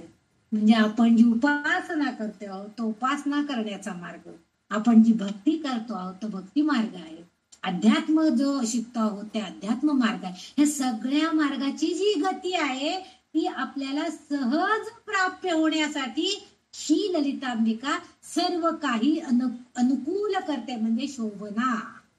म्हणून तिचं नाव शोभना सुलभा गती. सुलभा म्हणजे सहजपणे, सुलभपणे सहजपणे आपल्याला तो मार्ग अनुकूल करून देणारी अशी ती आहे. कारण त्या ललितांबिकेची अशी अपेक्षा आहे की जो भक्त, जो साधक माझी अगदी निस्सीम भक्तीनं भक्ती करेल तर त्याला सहज मोक्ष किंवा सहज मुक्ती प्रदान करण्याची तिची इच्छा आहे. आपल्या भक्तांना त्यांच्या भक्तीच्या योगानं सहज मोक्ष मिळावा, सहज मुक्ती प्रदान व्हावी ही तिची. कारण का? मोक्षामध्ये आपण पाप पुण्याच्या तुलनेत स्वर्गात जातो किंवा नरकात जातो, पुनर्जन्म होतो, हे आपल्या पाप पुण्याच्या जोरावर आपल्याला कळतं. पुनर्जन्म, काही दिवस आपण नरकामध्ये जातो, परत संपलं तेवढं, त्याने आपण पाप केलेलं संपलं, तेवढं भोगून झालं, मग पुन्हा आपल्याला जन्म, पुनर्जन्म, पुन्हा जन्म घेऊन येतो आपण. मुक्तीमध्ये मात्र काय होते? पण जर साधकांना शोभन मार्गाने सहजगतीचा मार्ग मिळवला असेल, बघा शोभना मार्गाने म्हणजे सर्व अनुकूल होऊन त्यांनी सहजतेनं या मुक्तीच्या मार्गाने जर ते गती मिळवण्याचा प्रयत्न केलेला असेल तर त्यावेळेस मात्र त्या साधकाची जन्म मृत्यूच्या फेऱ्यातून मुक्तताच होणार आहे. म्हणजे त्याला मुक्ती मिळणार आहे, गती मिळणार आहे. म्हणजे त्याला प्रत्यक्ष त्या ब्रह्म्यामध्ये विलीन होण्याची गती मिळणार आहे. म्हणजे त्याला पुन्हा जन्म नाहीये, जन्म मृत्यूच्या फेऱ्यातनं त्याची सुटका. नाहीतर 84 योनी करत बसा, हे झालं ते झालं ते झालं की मग कधीतरी मानवाचा जन्म. आणि आपल्याला जो मानव जन्म मिळालेला आहे खूप आपलं पुण्य आहे काहीतरी, म्हणून त्यात पुन्हा आपण भारत देशामध्ये जन्मलो, त्यात महाराष्ट्रामध्ये, त्यात अमुक गावामध्ये, असं वर्णन करून प्रवचनकार कीर्तनकार सांगत असतात बघा. म्हणजे आपलं पुण्य किती थोर आहे. समजा आपण एखाद्या काशी क्षेत्रामध्ये जन्माला आलो असो किंवा रामेश्वरला जन्माला आलेला असो, तर अशा पुण्यक्षेत्रांमध्ये जेव्हा आपण जन्म पावतो किंवा आपल्याला तेवढ्या आध्यात्मिक मार्गाची गोडी लागलेली असते, तर हे आपलं पूर्वसंचित पुण्यानुसार होत असतं. आणि हे पुण्य करण्यासाठी सर्व अनुकूलता, शोभना सुलभा गती, म्हणजे आपल्याला गती मिळवायची, मुक्ती मिळवायची, त्यासाठी आपल्याला हे सहज अनुकूल कोण करून देतं? ही ललितांबिका देती आहे. म्हणून वाग्देवी शोभना हे नाव, आधीच्या नावामध्ये त्यांनी तिला तिचं नाव दिले शुभकरी दिले, फक्त कल्याण करणारी म्हणून सांगितले. पण इथं कल्याण नाही कल्याण करून मुक्ती प्रदान करणारी आहे आणि त्यासाठी तुम्हाला सगळं अनुकूल पण ती करून देणार आहे. म्हणजे सहज सुलभ मार्ग. त्या एका गाण्यामध्ये आहे की तुम्ही हरिनाम घ्या सतत, सहज सोपा मार्ग आहे, घ्या हो हरीचे नाम, दाविल तो निज धाम, दाविल तो निज धाम असं म्हटलेलं आहे. तोच फक्त आपलं निजधाम जे आहे, मुक्तीचं जे धाम आहे, स्वर्ग आहे, किंवा त्या ब्रह्मानंदामध्ये किंवा त्या परमात्म्यामध्ये विलीन होण्याचं जे निजधाम, जे धाम आहे, जे ठिकाण आहे, गंतव्य ठिकाण आहे, ते फक्त नामस्मरणानेच आपल्याला मिळतं. आणि म्हणून इथं त्या सांगतात की इथं ती शुभकरी नाहीये, तर शोभना सुलभा गती अशा नामामध्ये ती आलेली आहे. आणि आणखीन एक अर्थ इथं असा आहे की शोभना याचा अर्थ काही वेळेला चमकणार, तेजस्वी, सुंदर, चांगलं, भाग्यवान, तेज असं सगळं त्याचा अर्थ. शोभना या शब्दाचा शाब्दिक अर्थ जर विचार केला तर असे अनेक अर्थ त्यामध्ये आपल्याला दिसतात. आपल्याकडे आपण म्हणून मुलीचं नाव की आमच्या घराण्याची शोभा, शोभना तिचं नाव असं आपण ठेवलेलं असतं. कारण का, तर ती तेजस्वी असते, तिच्यामुळं त्या घराण्याचं नाव चमकणार असतं, तिच्यामध्ये चांगले गुण आहेत असे आपल्याला दिसलेले असतात. भाग्यवान असते ती, त्या घराला तिच्या येण्यानं काही चांगल्या गोष्टी घडलेल्या असतात, म्हणून आपण त्या व्यक्तीचं शोभना ठेवतो. म्हणजे शब्दशः अर्थ जर विचार केला तर ज्या योगे सहज अनुकूल सगळं चांगलं होतं ती शोभना. आणि ती कोण असती, मग ही ललितांबिकेची कृपाच आहे. आणि म्हणून असा वेगळाही अर्थ इथं या शोभना शब्दाचा आहे. पण जरी तो अर्थ अभिप्रेत असला तरी सुद्धा इथं मात्र आत्म्याला सहजतेने, सुलभतेने मुक्तीची गती प्राप्त व्हावी यासाठी की ललितांबिका आपल्याला अनुकूल होते, म्हणजे शोभना सुलभा गती अशा अर्थानं ती कार्य करते. असा म्हणजे भक्तीचा मार्ग सुलभ आहे, हा आपण सहज अर्थ त्याच्यामधून घ्यायचा की ज्या योगे आपल्याला म्हणजे मुक्ती मिळवायची असेल तर भक्तीचा सुलभ मार्ग स्वीकारा, तिथं ती तुम्हाला मदत करणार आहे. असं साधा अर्थ आपण या एका शब्दाचा, या नामाचा घेतला तरी सुद्धा योग्य आहे. तिथं तीच आपल्याला सहाय्यकारी देवता म्हणून आहे, असं या ललितांबिकेचं महत्व आहे की जी आपल्याला मोक्ष तर दे, म्हणजे आपण जर भक्ती तेवढी केली तर मोक्ष तर देईलच, शक्यतो आपल्याला पण पुनर्जन्म पण नको ना, पुन्हा पुन्हा जन्म घेऊन यायचं म्हणजे आणि पुन्हा पुन्हा त्याच फेऱ्यामध्ये अडकायचं जन्म मृत्यूच्या, कशाला नको. आता मुक्ती मिळू दे, पुन्हा जन्म यायला नको, तिथं राहिलं की गेलं त्या परमात्म्यामध्ये विलीन होऊन जायचं, हे होणं गरजेचं आहे. त्यासाठी ललिता देवी आपल्या सगळ्या भक्तांना, साधकांना सांगतात की या ललितांबिकेची इतकी सहज सुलभ कृपा तुम्ही संपादन करा की जेणेकरून तुमच्या भक्तीचा सहज सुलभ मार्ग तुम्हाला मिळेल आणि तुम्ही मुक्ती प्राप्त करा. इथं हा 133 नंबरचा श्लोक संपलेला आहे. आता आपल्याला पुढच्या श्लोकाकडे जायचं आहे. आणि ह्याचा अर्थ असा आहे की ती सर्व माता असल्यामुळे ती सगळ्यांचं हित करणारी आहे, कुणाचं अहित ती कधी विचार करणार नाही. अहित विचार करणारं कोण आहे, आपलं पापी मन. आपण देहधारी माणसं जे आहोत हे आपण कुणाचं तरी अहित भीत करायचा विचार करू, पण ती कुणाचाही अहित करण्याचा विचार आपल्या मनाला येऊन देणार नाहीये, केव्हा, जेव्हा आपण तिची भक्ती करणार. हे आपण लक्षात घ्यायचंय. ती हितकारी आहे, सगळ्यांसाठीच आहे हितकारी असणारी, पण आपण मात्र दुसऱ्याचं हित चिंतण्याचा विचार करतो, तो विचार आपल्यामध्ये येऊच द्यायचा नाहीये, म्हणून तिची भक्ती करायची. आता 134 श्लोकामध्ये राजराजेश्वरी, राज्यदायिनी, राज्यवल्लभा, राजकृपा, राजपीठ निवेशित आणि निजाश्रिता असे एक 7 शब्द म्हणजे 7 नाम ह्या श्लोकामध्ये आपल्याला बघायला मिळतात. बघा, प्रत्येक नाव त्यांनी इतकं अर्थपूर्ण आणि अगदी चपखल बसेल असं वाग्देवींनी ठेवलेलं आहे ना. राजराजेश्वरी, बऱ्याचशा देवींची जी मंदिरं असतात आणि तिथं असं कोकणांमध्ये राजराजेश्वरी हा शब्द बऱ्याच वेळ वापरतात. म्हणजे ते होय महाराजा असं जे म्हणतात तेव्हा राजराजेश्वरी लक्ष्मी मातेला मी गाराणं घालतोय, होय महाराजा असं ते पुढे म्हणत असतात. ही राजराजेश्वरी म्हणजे काय आहे, तर महासाम्राज्ञी, नुसतं राज्य नाही आहे तर राज्याची ईश्वरी देवता, त्या राज्यावरची महासाम्राज्ञी म्हणजे राजराजेश्वरी आहे. म्हणजे इथं आतापर्यंत, आता आपण जे 684 नंबरचं नाव आहे, इथपासून 689 नावापर्यंत, म्हणजे आता इथून पुढची जे नाव आहेत 4-5, त्या प्रत्येक ठिकाणी राजा या शब्दापासून तिच्या नावाची उत्पत्ती झालेली आपल्याला दिसून येईल. बघा ना, आपण आता श्लोक जर बघितला त्याच्यामध्ये राजराजेश्वरी, राज्यदायिनी, राज्यवल्लभा, राजकृपा, राजपीठ निवेशित निजाश्रिता, अशी सगळीकडे राज राज राज राज राज असं आपण म्हणतो. आणि हा राज शब्द जो आहे, या शब्दापासून सुरुवात होणारी आणि ललितांबिका ही जी आहे ही महासाम्राज्ञी आहे. म्हणजे ती नुसती राणी किंवा नुसती राजा या पदाला नाहीये, त्याच्याही पेक्षा वर महासाम्राज्ञी आहे. म्हणजे ब्रह्मा, विष्णू आणि रुद्र यांच्यासाठी देखील ती ऐश्वर्यवान ईश्वरी अशी शक्ती आहे. म्हणजे हे सगळे राजे, देवांचे राजे म्हणून आपण थोडक्यात म्हणूया की देवांचे जे प्रमुख, आपण त्या राज्याचा किंवा त्या देशाचा प्रमुख त्याला आपण राजा म्हणतो पूर्वी. आता आपल्याकडे हल्ली पंतप्रधान वगैरे किंवा राज्यपाल, राज्य असे वगैरे नावं वेगळी दिली गेलेली, पण पूर्वी मोठ्या भूभाग सांभाळण्याचा ज्याच्याकडे अधिकार आहे तो राजा. त्यांनी सगळं त्या प्रदेशाचा कारभार चालवायचा, त्याच्यावर नियंत्रण करायचं, प्रशासन करायचं, प्रजेचं सगळं सुखदुःख बघायचं, तो राजा असायचा. पण ही त्याच्याही वरची ईश्वरी सत्ता आहे, राजराजेश्वरी. म्हणजे नुसती राजांच्या वरती, राजे जे कोण आहेत, समजा एक 10 राजे आहेत, तर त्या 10 राजांच्या वरचा राजा म्हणजे महाराजा म्हणतो आपण त्याला.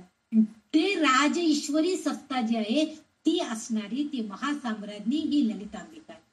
म्हणजे आता इथं आपल्याला ब्रह्मा, विष्णू, महेश यांच्यावरती सुद्धा, ते सुद्धा देवी भागवतामध्ये बघितलं होतं की ब्रह्मा, विष्णू आणि महेश म्हणजे रुद्र हे सुद्धा एकदा अगदी निस्तेज झाले होते. आणि मग जेव्हा त्यांना भगवती देवीनं कृपा प्रसाद दिला, तेव्हा त्यांना ऊर्जा शक्ती दिली, त्यावेळेस त्यांचं पुन्हा कार्य चालू झालं. नाहीतर ते निस्तेज निष्प्रभ झालेले होते. देवी भागवतामध्ये ती कथा आलेली आहे.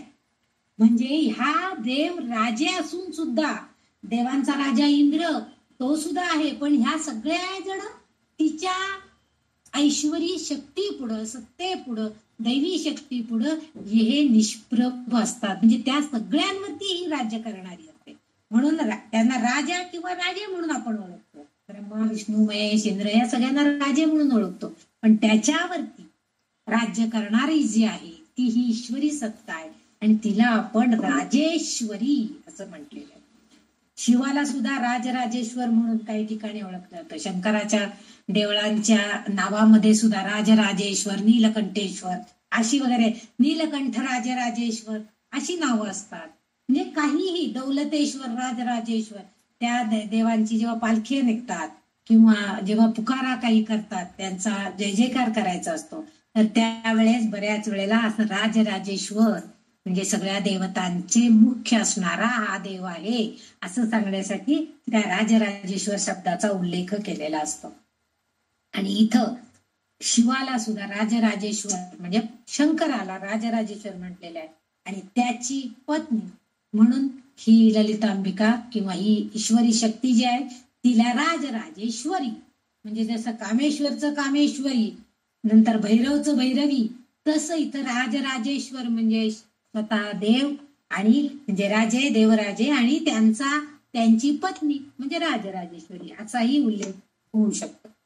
कुबेर देव हा एक त्यापैकीच आहे, हा संपत्तीचा देव आहे. बघा, पैशाशिवाय माणसाचं सगळं नडतं आपण म्हणतो ना, बाकी कशाचंही सोंग करता येतो, पैशाचं नाही हो सोंग करता येत. आपण अगदी असं लगेच सांगत असतो. म्हणजे समजा आपण जेवलेलं नसलं तरी खोटी डेकर देऊन काही नवी पोटभर जेवले असं सांगू शकतो. पण हातात दमडी नसेल तर पुढच्याला आपण काय दान करणार, काय खरेदी करणार, काहीच आपण त्याच्या म्हणजे पूर्णपणे आपण नडतो. पैसे जर आपल्या जवळ नसतील तर म्हणजे त्याचं सोंग आपण घेऊ शकत नाही. इतर गोष्टींचं म्हणजे आपण खोटा मुलामा आपल्या चेहऱ्यावर लावून काही नाही, मी कशी सुखात आहे, मी कशी आनंदात आहे, मी कशी छान छोक राहते, हे सगळं दाखवू शकू. पण पैशाचं सोंग म्हणजे त्याचं रूप घेऊन दुसरं आपण काही करू शकत नाही. खोटेपणा जे खोटे पैसे वापरून आपण काही खरेदी करू शकतो का? साधी एखादी खोटी नोट आपल्या चलनामध्ये आली तर आपण घाबरून जातो, बाई ही खोटी नोट माझ्याच पदराला कशी आली. लगेच बँकेत जातो, अहो ही नोट चलनात चालत नाहीये, काय करायचं? ते सांगतात काही नाही, सरळ फाडून टाका, नाही तर जाळून टाका, नाही तर तुम्हाला ही कुठून आली काय आली तुम्हाला सगळं त्याच्या पाठीमागे लागेल बघा. सरळ बँकवाले सांगून टाकत असतात. म्हणजे खोटेपणा जो आहे तो कुठेही चालणार नसतो. पण कुबेर देव आहे हा जो संपत्तीचा देव आहे आणि त्यालाही राजा म्हणून ओळखलं जातं. कुबेर राजा असं त्याला म्हटलं जातं. आणि हा कुबेर देव राजा जो आहे त्याच्याकडून सुद्धा हिची पूजा केली जाते बघा. तो संपत्तीची देवता आहे, देवांचा राजा पण त्याला म्हटलं जातंय. मग असा राजा असताना तो हिची कशाला पूजा करतो? कारण हिनी जर शक्ती दिली नाही तर त्याचा खजिना हळूहळू रिकामा होईल, पुन्हा भरण्याचं नामच होणार नाहीये. ही खात्री आहे कुबेर देवाला आणि त्यामुळं तो तिची पूजा करतो. तसंच हे ब्रह्मा विष्णू महेश यासारखे जे राजे आहेत ते तीनही राजे देवराजे म्हणून सुद्धा ओळखले जातात. आणि राजराज म्हणजे कुबेर असाही अर्थ आहे. आणि ह्या चक्राच्या पूजेमध्ये सुद्धा आपण ह्या देवदेवतांची राजराजेश्वरांची पूजा करतो. कारण ह्या देवतांच्या सानिध्यात आलं, राजराजेश्वरांच्या म्हणजे ब्रह्माच्या विष्णूच्या महेशाच्या कुबेर देवतेच्या सानिध्यामध्ये जर आपण आलो, म्हणजे राजराजेश्वरांच्या सानिध्यामध्ये साधक भक्त आला, त्यांच्या उपासनेत आला, तर आपोआपच त्या साधकाला अपार आनंद मिळणार आहे. संपत्ती मिळणार, विष्णूची कृपा होणार, ब्रह्म्याची कृपा होणार, महेशाची कृपा होणार. हे सगळे देव प्रसन्न होणार ना हो त्यांच्याकडनं आणि आपोआपच त्याला आनंद प्राप्त करता येतो. आणि त्यासाठी त्याला श्रीचक्रामध्ये ज्या देवदेवता आहेत त्या सगळ्यांची पूजन अर्चन केलं जातं. आणि तिथं ही आमची ललितांबिका कार्य करते. कारण तिच्या सत्तेशिवाय हे कोणीही कार्य करू शकत नाही. विष्णूंनी कार्य करायचं असेल तरी ईश्वरी सत्ता म्हणून ललितांबिका सहाय्य व्हायला पाहिजे. महेशानं कार्य करायचं असेल तरी सुद्धा त्याच्या कृतीमध्ये ही शक्ती त्याला सहाय्यभूत व्हायला पाहिजे. ब्रह्म्याच्या निर्मितीच्या कार्यामध्ये तर ती प्रत्येक खेपेला ब्रह्मस्वरूपिणी म्हणून त्याला सहाय्यभूत झालेलीच आहे. आणि म्हणून वाग्देवतेने तिला राजराजेश्वरी सगळ्यात महासाम्राज्ञी असणारी असं तिचं नाव इथं उल्लेख आपल्याला केलेला दिसून येतो. पुढचं जे तिचं नाव आहे 685 नंबरचं ते आहे राज्यदायिनी. तर राज्यदायिनी, दा म्हणजे दायिनी, देणारी असा अर्थ आहे. आणि ती काय देते तर राज्य देते. आपण म्हणतो ना हा घ्या सगळं आता देशपांड्यांचं राज्य तुमच्याच हातात आहे. म्हणजे एखाद्या घराण्यामधल्या एखादं सगळं जे काय असेल ना ते त्या माणसावर अवलंबून असं आपण म्हणतो सगळे राज्य तुमच्या राज्यात ताब्यात आहे, घ्या एखादं काय करायचं असेल. आता साधं महाराष्ट्राचं आपण म्हणतो ना आता सगळं राज्य हे आपल्या फडणवीसांच्या हातामध्ये आलेलं आहे. पण हे दोघं जण त्यांच्यावरती अंकुश ठेवायला आहेतच. म्हणजे राज्य कारभार चालवायचा असेल तर त्यासाठी सगळ्यांचं सहाय्य हवंय. म्हणजे राज्यदायिनी ती आहे. देणारी कोण? आपण जनता. आपण सगळ्यांनी निवडून दिलं, त्यांनाच भरभरून यश दिलं आणि मग त्यांच्या हातामध्ये ते राज्य आलेलं आहे. म्हणजे राज्य देणारी आपण जनता आहोत सगळी. साधा आपल्या राज्याचा राजकारणाचा विचार करायचा झाला तर. पण इथं ललितांबिका जी आहे ही राज्य देणारी आहे. तुम्हाला दिलं जरी असलं तरी सुद्धा ती देत असताना जो प्रदेश जे काही भाग तुमच्यासाठी देते आहे ती देणारी. म्हणजे मानवी जीवन जर बघितलं, एका मानवाचं जीवन जर आपण बघितलं तर आपल्या जीवन जगत असताना माणसाच्या हातून काही चांगल्या किंवा वाईट कृती घडतच असतात. आपण हे नेहमी आपण बघत असतो की जेव्हा आपल्या हातनं काहीतरी चांगलं घडतं, कळत नकळत घडतं आणि त्याचं फळ आपल्याला नक्कीच चांगलं मिळत असतं. आणि काय होतं, माणूस हा मर्त्य जीव आहे. म्हणजे त्याला मृत्यू अटळ आहे. अमर माणूस कुणीही नाहीये. कारण त्यांचं गंतव्य स्थान म्हणजे जन्माला आला की त्याचं ठिकाण ठरलेलं आहे की त्याला मृत्यू येणार म्हणजे जायचं. ते जाताना मृत्यू आल्यावरती आपलं स्थान नरकात आहे का पुनर्जन्म घेऊन पृथ्वीवर राहायचंय का स्वर्गात जाऊन मुक्ती मिळवायचे. म्हणजे त्याचं गंतव्य ठिकाण, शेवटचं ठिकाण त्यांनी निवडायचं आहे. कारण तिथं जाण्यासाठी ते जाण्याचं ठिकाण ठरवण्याची पूर्ण जबाबदारी जी आहे ती कोणाची आहे? ती आपली स्वतःची आहे, म्हणजे त्या मानवाची आहे. पण मानवाला त्यासाठी चांगला प्रशासक असणारी ही ललितांबिकाच त्याच्या मनावरती कार्य घडवून आणण्यावरती, कृती करण्यावरती ती राज्य करते त्याच्यावरती. म्हणजे त्याला सांगते, तुला हे मानवी शरीराचं राज्य दिलेलं आहे, तुझं शरीर देह राज्य तुला दिलेलं आहे, चालव आता तू कसं करतो चांगलं कर. मग त्या देहाचं चांगली निगराणी कर, चांगला व्यायाम करून धष्टपुष्ट हो, किंवा चांगलं वाचन पूजन करून तुझं मन सबळ कर. हे सगळं ती सांगत असते त्याला. पण ते राज्य देत असताना ती ते पण सांगते की राज्य प्रदान करताना ती चांगली प्रशासक आहे, म्हणून ती आपल्याला हे सगळं देऊ शकते, देते की चांगलं कार्य तुझ्या हातनं घडू दे, ही अपेक्षा तिला आहे. कारण चांगले कर्म असेल तरच आपल्याला वैकुंठामध्ये जागा मिळत असते. मृत्यू पश्चात आपण वैकुंठामध्ये जातो किंवा कैलासामध्ये. यापेक्षा प्रदेशामध्ये दुसरा राहण्याचा अधिकार आपल्याला दिला जात नाही. म्हणजे चांगलं कार्य आपल्या हातनं घडलेलं असेल, सत्कर्म घडलेले असेल, पुण्य जास्त असेल तर आपण वैकुंठात किंवा कैलासात जातो. जर समजा म्हणजे आपल्या मृत्यूनंतर आपला आत्मा जो बाहेर पडतो, देह जळून जातोय पण आत्मा बाहेर पडतो आणि तो विश्रांतीसाठी वैकुंठात किंवा कैलासात जातो, आपण पुण्यवान असेल तर. अन्यथा नरकात जाणार आणि मग परत आपल्याला तो आत्मा पुन्हा पुनर्जन्म घेऊन पुन्हा त्याचं चक्र चालूच आहे. म्हणून म्हणजे पुन्हा जन्म घेतो याला आपण मोक्ष म्हणतोय. म्हणजे चांगला जन्म पुन्हा पृथ्वी तलावरती मनुष्य जन्म मिळणं, याला सुद्धा एक प्रकारचं मोक्षच म्हणायला पाहिजे. कारण मानव जन्म पुन्हा पुन्हा मिळत, 84 योनी फिरून जेव्हा येतो तेव्हा आपल्याला मानव जन्म मिळतो असं म्हणतात. आपण काय मृत्यू पश्चात आपल्याला काहीच कळत नाहीये, गेलं की गेलं. जोपर्यंत आहे देह तोपर्यंत त्या देहाचे लाड करून घ्या, माझा देह असा, त्याचा अभिमान करून घ्या, त्याचे सगळे कौतुक करा, त्याला चांगलं ठेवण्याचा प्रयत्न करा. हे सगळं आपल्या हातात आहे. आणि ललितांबिका आपल्याला हे सांगते की मी हे तुम्हाला राज्य दिलेलं आहे चालवायला, पण त्याचं प्रशासन कसं करायचं, तुमची इंद्रिय ताब्यात ठेवायची का त्यानुसार चांगलं वागायचं, किंवा तुमच्याकडे असणारे जे विषय विकार आहेत त्यांचा अवलंब करायचा की त्यांच्यापासून बाजूला राहायचं, हे सगळं ती आपल्याला अनुकूलता करून देण्याचा प्रयत्न करत असते. पण आपलं मन हे जर स्वैराचार करायला आचवलेलं असेल तर मात्र आपण काय करतो, तेच सगळ्या आसक्ती, काम, क्रोध ह्याच्यामध्ये सगळं बुडून जातो. पण ज्याला अध्यात्माची जोड मिळालेली असते तो मानवी देह मात्र काय म्हणतो, नाही नाही, देह नश्वर आहे, देहाचे नको लाड करायला, त्याच्यापेक्षा परब्रह्म जो माझ्या अंतर्गत आहे, माझ्या परब्रह्म जो माझ्या हृदयामध्ये आहे त्याला ओळखण्याचा मी प्रयत्न करेन. म्हणजे देहापासून आत्मा सोडून जेव्हा बाहेर पडेल तेव्हा तो त्याने ब्रह्म्यात विलीन व्हायला पाहिजे, यासाठी मी प्रयत्न करणार आहे, यासाठी मी परमार्थ करणार आहे. मला पुन्हा जन्मासच यायचं नाहीये. आपल्याला बरेच वेळेला प्रवचन कीर्तनामध्ये बरेच प्रवचनकार कीर्तनकार की तुम्हाला जन्मानंतर काय हवं आहे असं विचारतात, किंवा तुमचं अंतिम ध्येय काय आहे. मग कोणी सांगतं मला मोठा साहेब व्हायचंय, मला आमचं मोठे बंगला बांधलं. आपल्या इच्छेनुसार प्रत्येक जण, आणि हे स्वातंत्र्य येते आपल्याला, आणि हेच सांगायला पाहिजे असं नाही.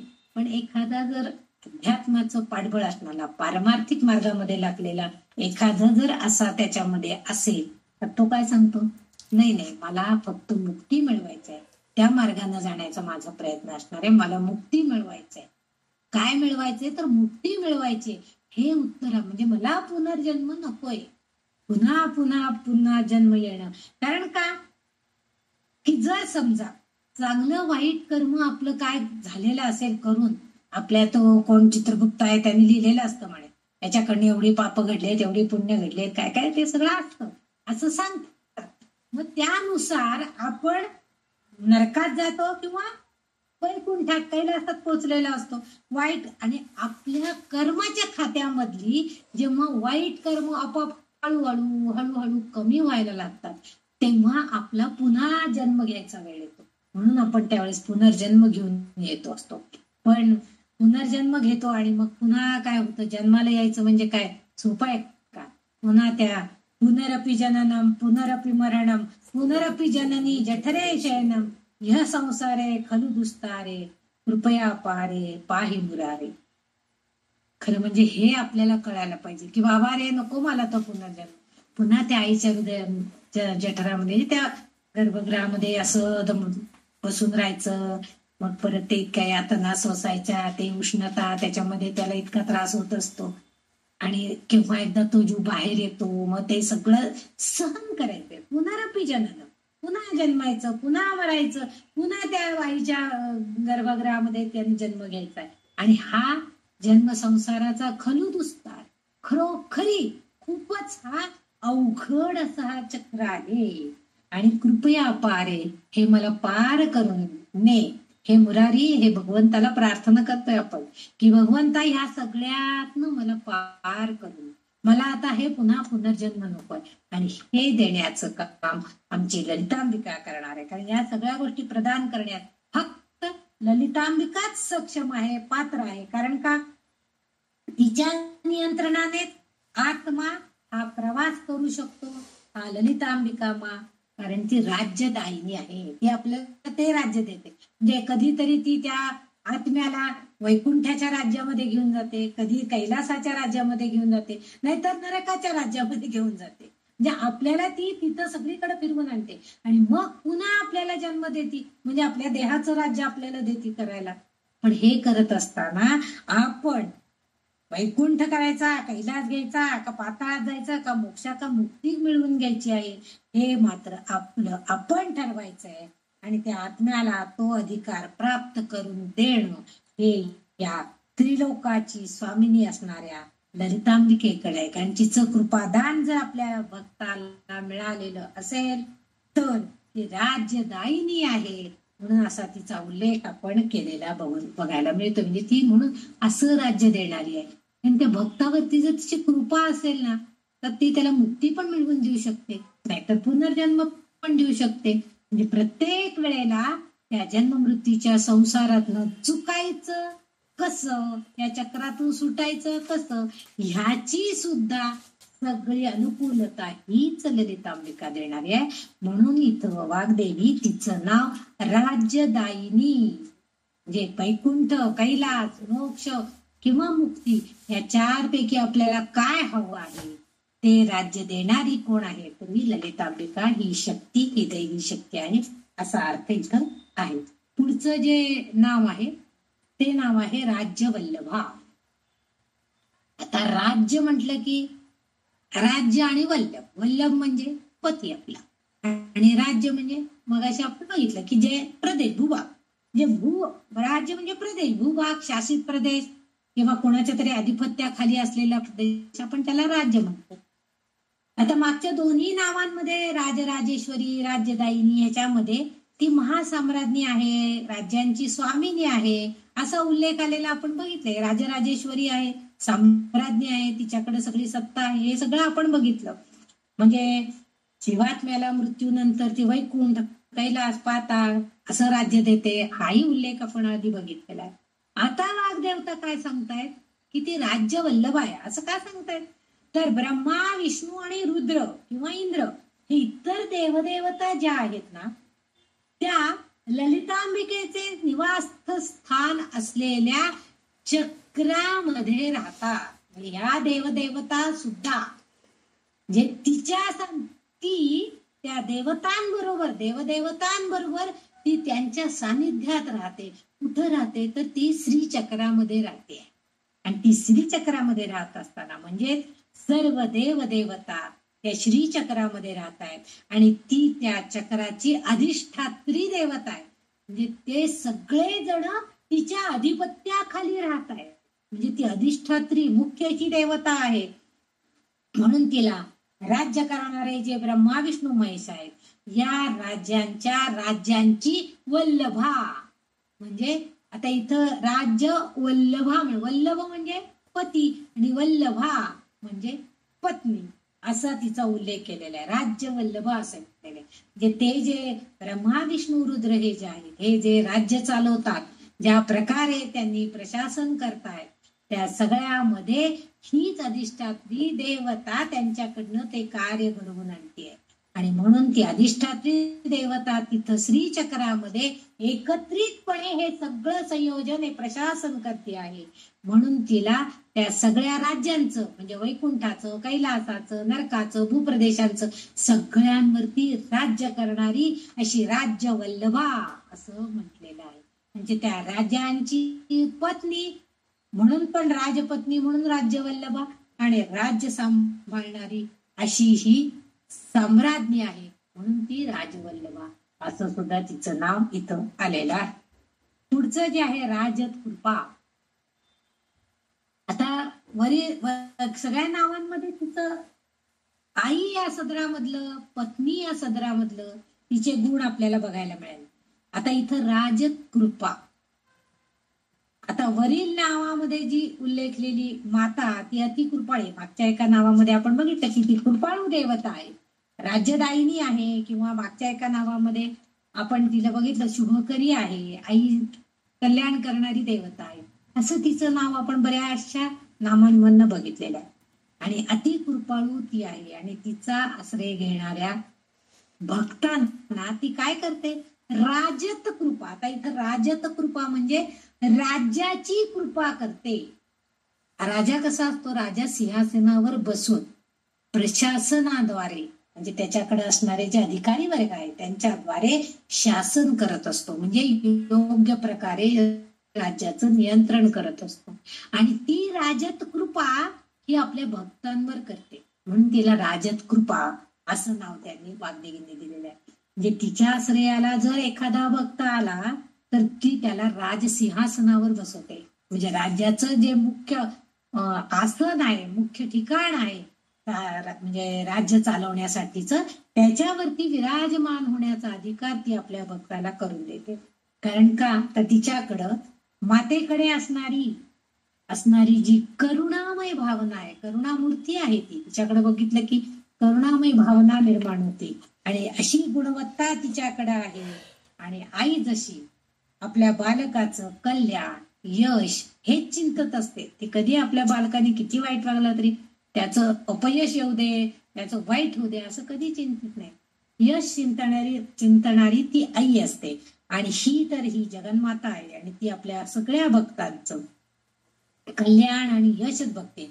आणि कल्याण आणि यशामध्ये सहाय्यकारी होण्यासाठी त्या भक्तांचं हित करण्यामध्ये ती सहाय्यता करते, कृपा करते त्यांच्यावरती.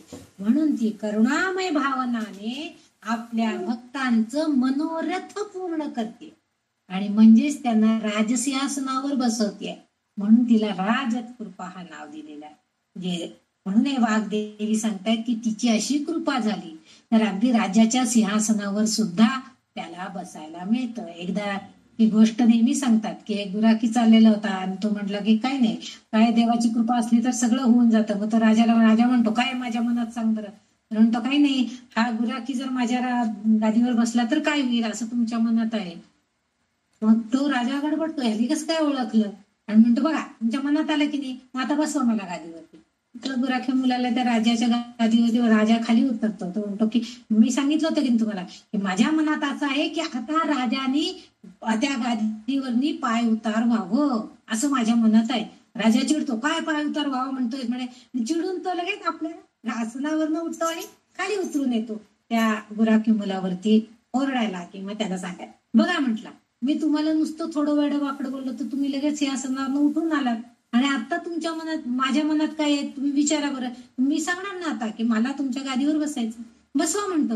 मग लगेच तू राजा त्याला गादीवर बसायला बघतो. म्हणजे काय आहे की तुला गादीवरनं खाली उतरवायला पण क्षण लागणार नाही आणि पुन्हा गादीवर विराजमान करायला सुद्धा क्षण लागणार नाही, जेव्हा तिची कृपा होणार आहे. म्हणून इथं ती राजत कृपा म्हणजे सिंहासनावर बसवणं कोणत्याही अशी ही वाग्देवी त्या ह्याला सांगते की त्या म्हणजे राजाची कृपा त्या भक्तावरती येते.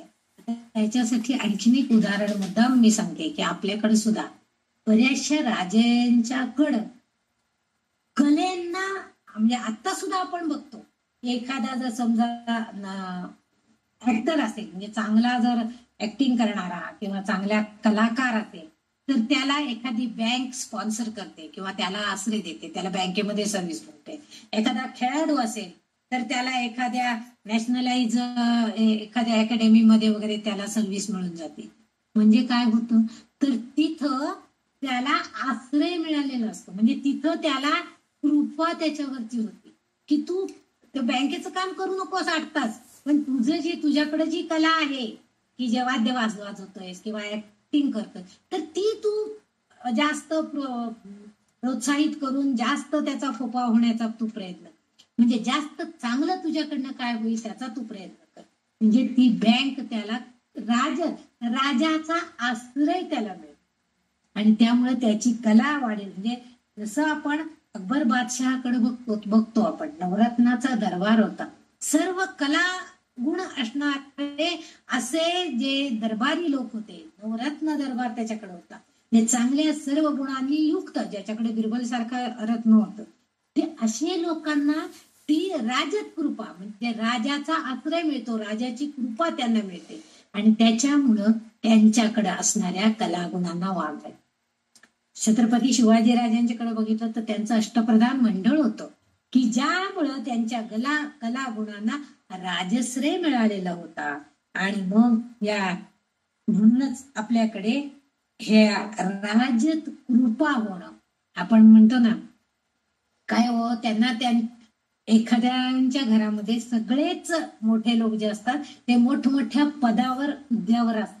आपण म्हणतो अहो त्याचं काय हो, आपण मित्र बोलत असतात, त्याचं काय रे, त्याला काय नोकरीची काळजी नाही, त्याला काय वरदस्त आहे, त्याचे काका काय बँकेमध्ये मोठे ऑफिसर आहेत, तो नुसता बेकाव म्हणून बाहेर पडला आणि ECD पास झाला की त्याला लगेच बँकेत नोकरी मिळणारच. म्हणजे ही कृपा आहे, राजत कृपा आहे. म्हणजेच काय, तर ती मोठी दैवी कृपा त्याच्यावरती आहे.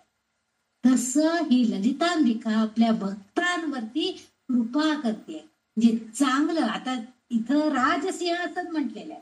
राजसिंहासन म्हणजे काय, तर आपल्याला सुद्धा चांगलं घडवून आणण्यासाठी जे काय करायचं आहे ते ठिकाण, म्हणजे समजा आपण घरामध्ये एक आधी आपण काय घरामध्ये प्रमुख असतो, समजा ती लहान सून असेल, पण तिच्यावरती जर ललितांबिकेची कृपा झाली तर तिच्याकडं अशी शक्ती निर्माण होते की ती सगळ्या घरावरती नियंत्रण करू शकते. ती आपल्या सासऱ्याला योग्य सल्ला देते, दिराला योग्य मार्गदर्शन करते, जावेला योग्य शिकवते, हिलाही तिच्या गुणांना वाढ करण्यासाठी प्रयत्न करते. म्हणजे ही काय आहे, त्या घरामध्ये राज्य करण्याची कृपा तिच्यावरती ललितांबिकेने केलेली. म्हणजे त्या घराण्याचं राज्य तिच्या हातात जातं. आपण म्हणतो ना काय हो, सगळा कारभार सगळा त्यांच्याकडे आहे ना, त्यांनी काय म्हणतील तसं होणार, या लग्नाला कोणी जायचं ते ठरवणार, मग आम्ही येणार. असे मोठे जी घराणं असतात, असा भाऊ वगैरे पूर्वीच्या काळी असायच्या. हल्ली 5-6 प्रकारच नाही, एक नाही तर 2 एवढंच आहे, त्यामुळे तो प्रश्न नाहीये. पूर्वीच्या काळी असं असायचं. त्यामुळे मोठे कोण असतील त्यांनी सहसा सगळ्या कार्यांना जायचं, हजर राहायचं, असं होत असेल. पण इथं जर समजा तो राज्य करणारा तो जर काय म्हणाला की नाही, एका लग्नाला एक जण गेलं ना तर त्यांच्याकडच्या दुसऱ्या कार्याला दुसऱ्याने जायचं, त्यांच्याकडच्या पुढच्या कार्याला तिसऱ्याने जायचं, असं जर केलं तर सगळ्यांवरती योग्य ना योग्य प्रशासन असं म्हणतात. आणि बऱ्याचशा घरांमध्ये मुख्य व्यक्ती जी असते, जो राजा असतो, मुख्य व्यक्ती जी असते ती अशा प्रकारे चांगलं कार्य करत असते. आणि ही शक्ती कोण देतं, तर ही ललितांबिका देते. ही राजत कृपा. मग आपोआपच काय होतं, ज्याच्याकडं घराघरामध्ये सुद्धा असेल, एखादी जर सून असेल, तिचं शिक्षणाकडे ओढा असेल, तर आपोआपच तो मुख्य कार्यकारी राजा जो असेल तो काय सांगतो, म्हणजे मुख्य आपला प्रमुख घरातला, की नाही तिला शिक्षणाच्या आवडायला तिला शिकू दे, ती सकाळी कॉलेजला जाईल, संध्याकाळचा स्वयंपाक ती करेल.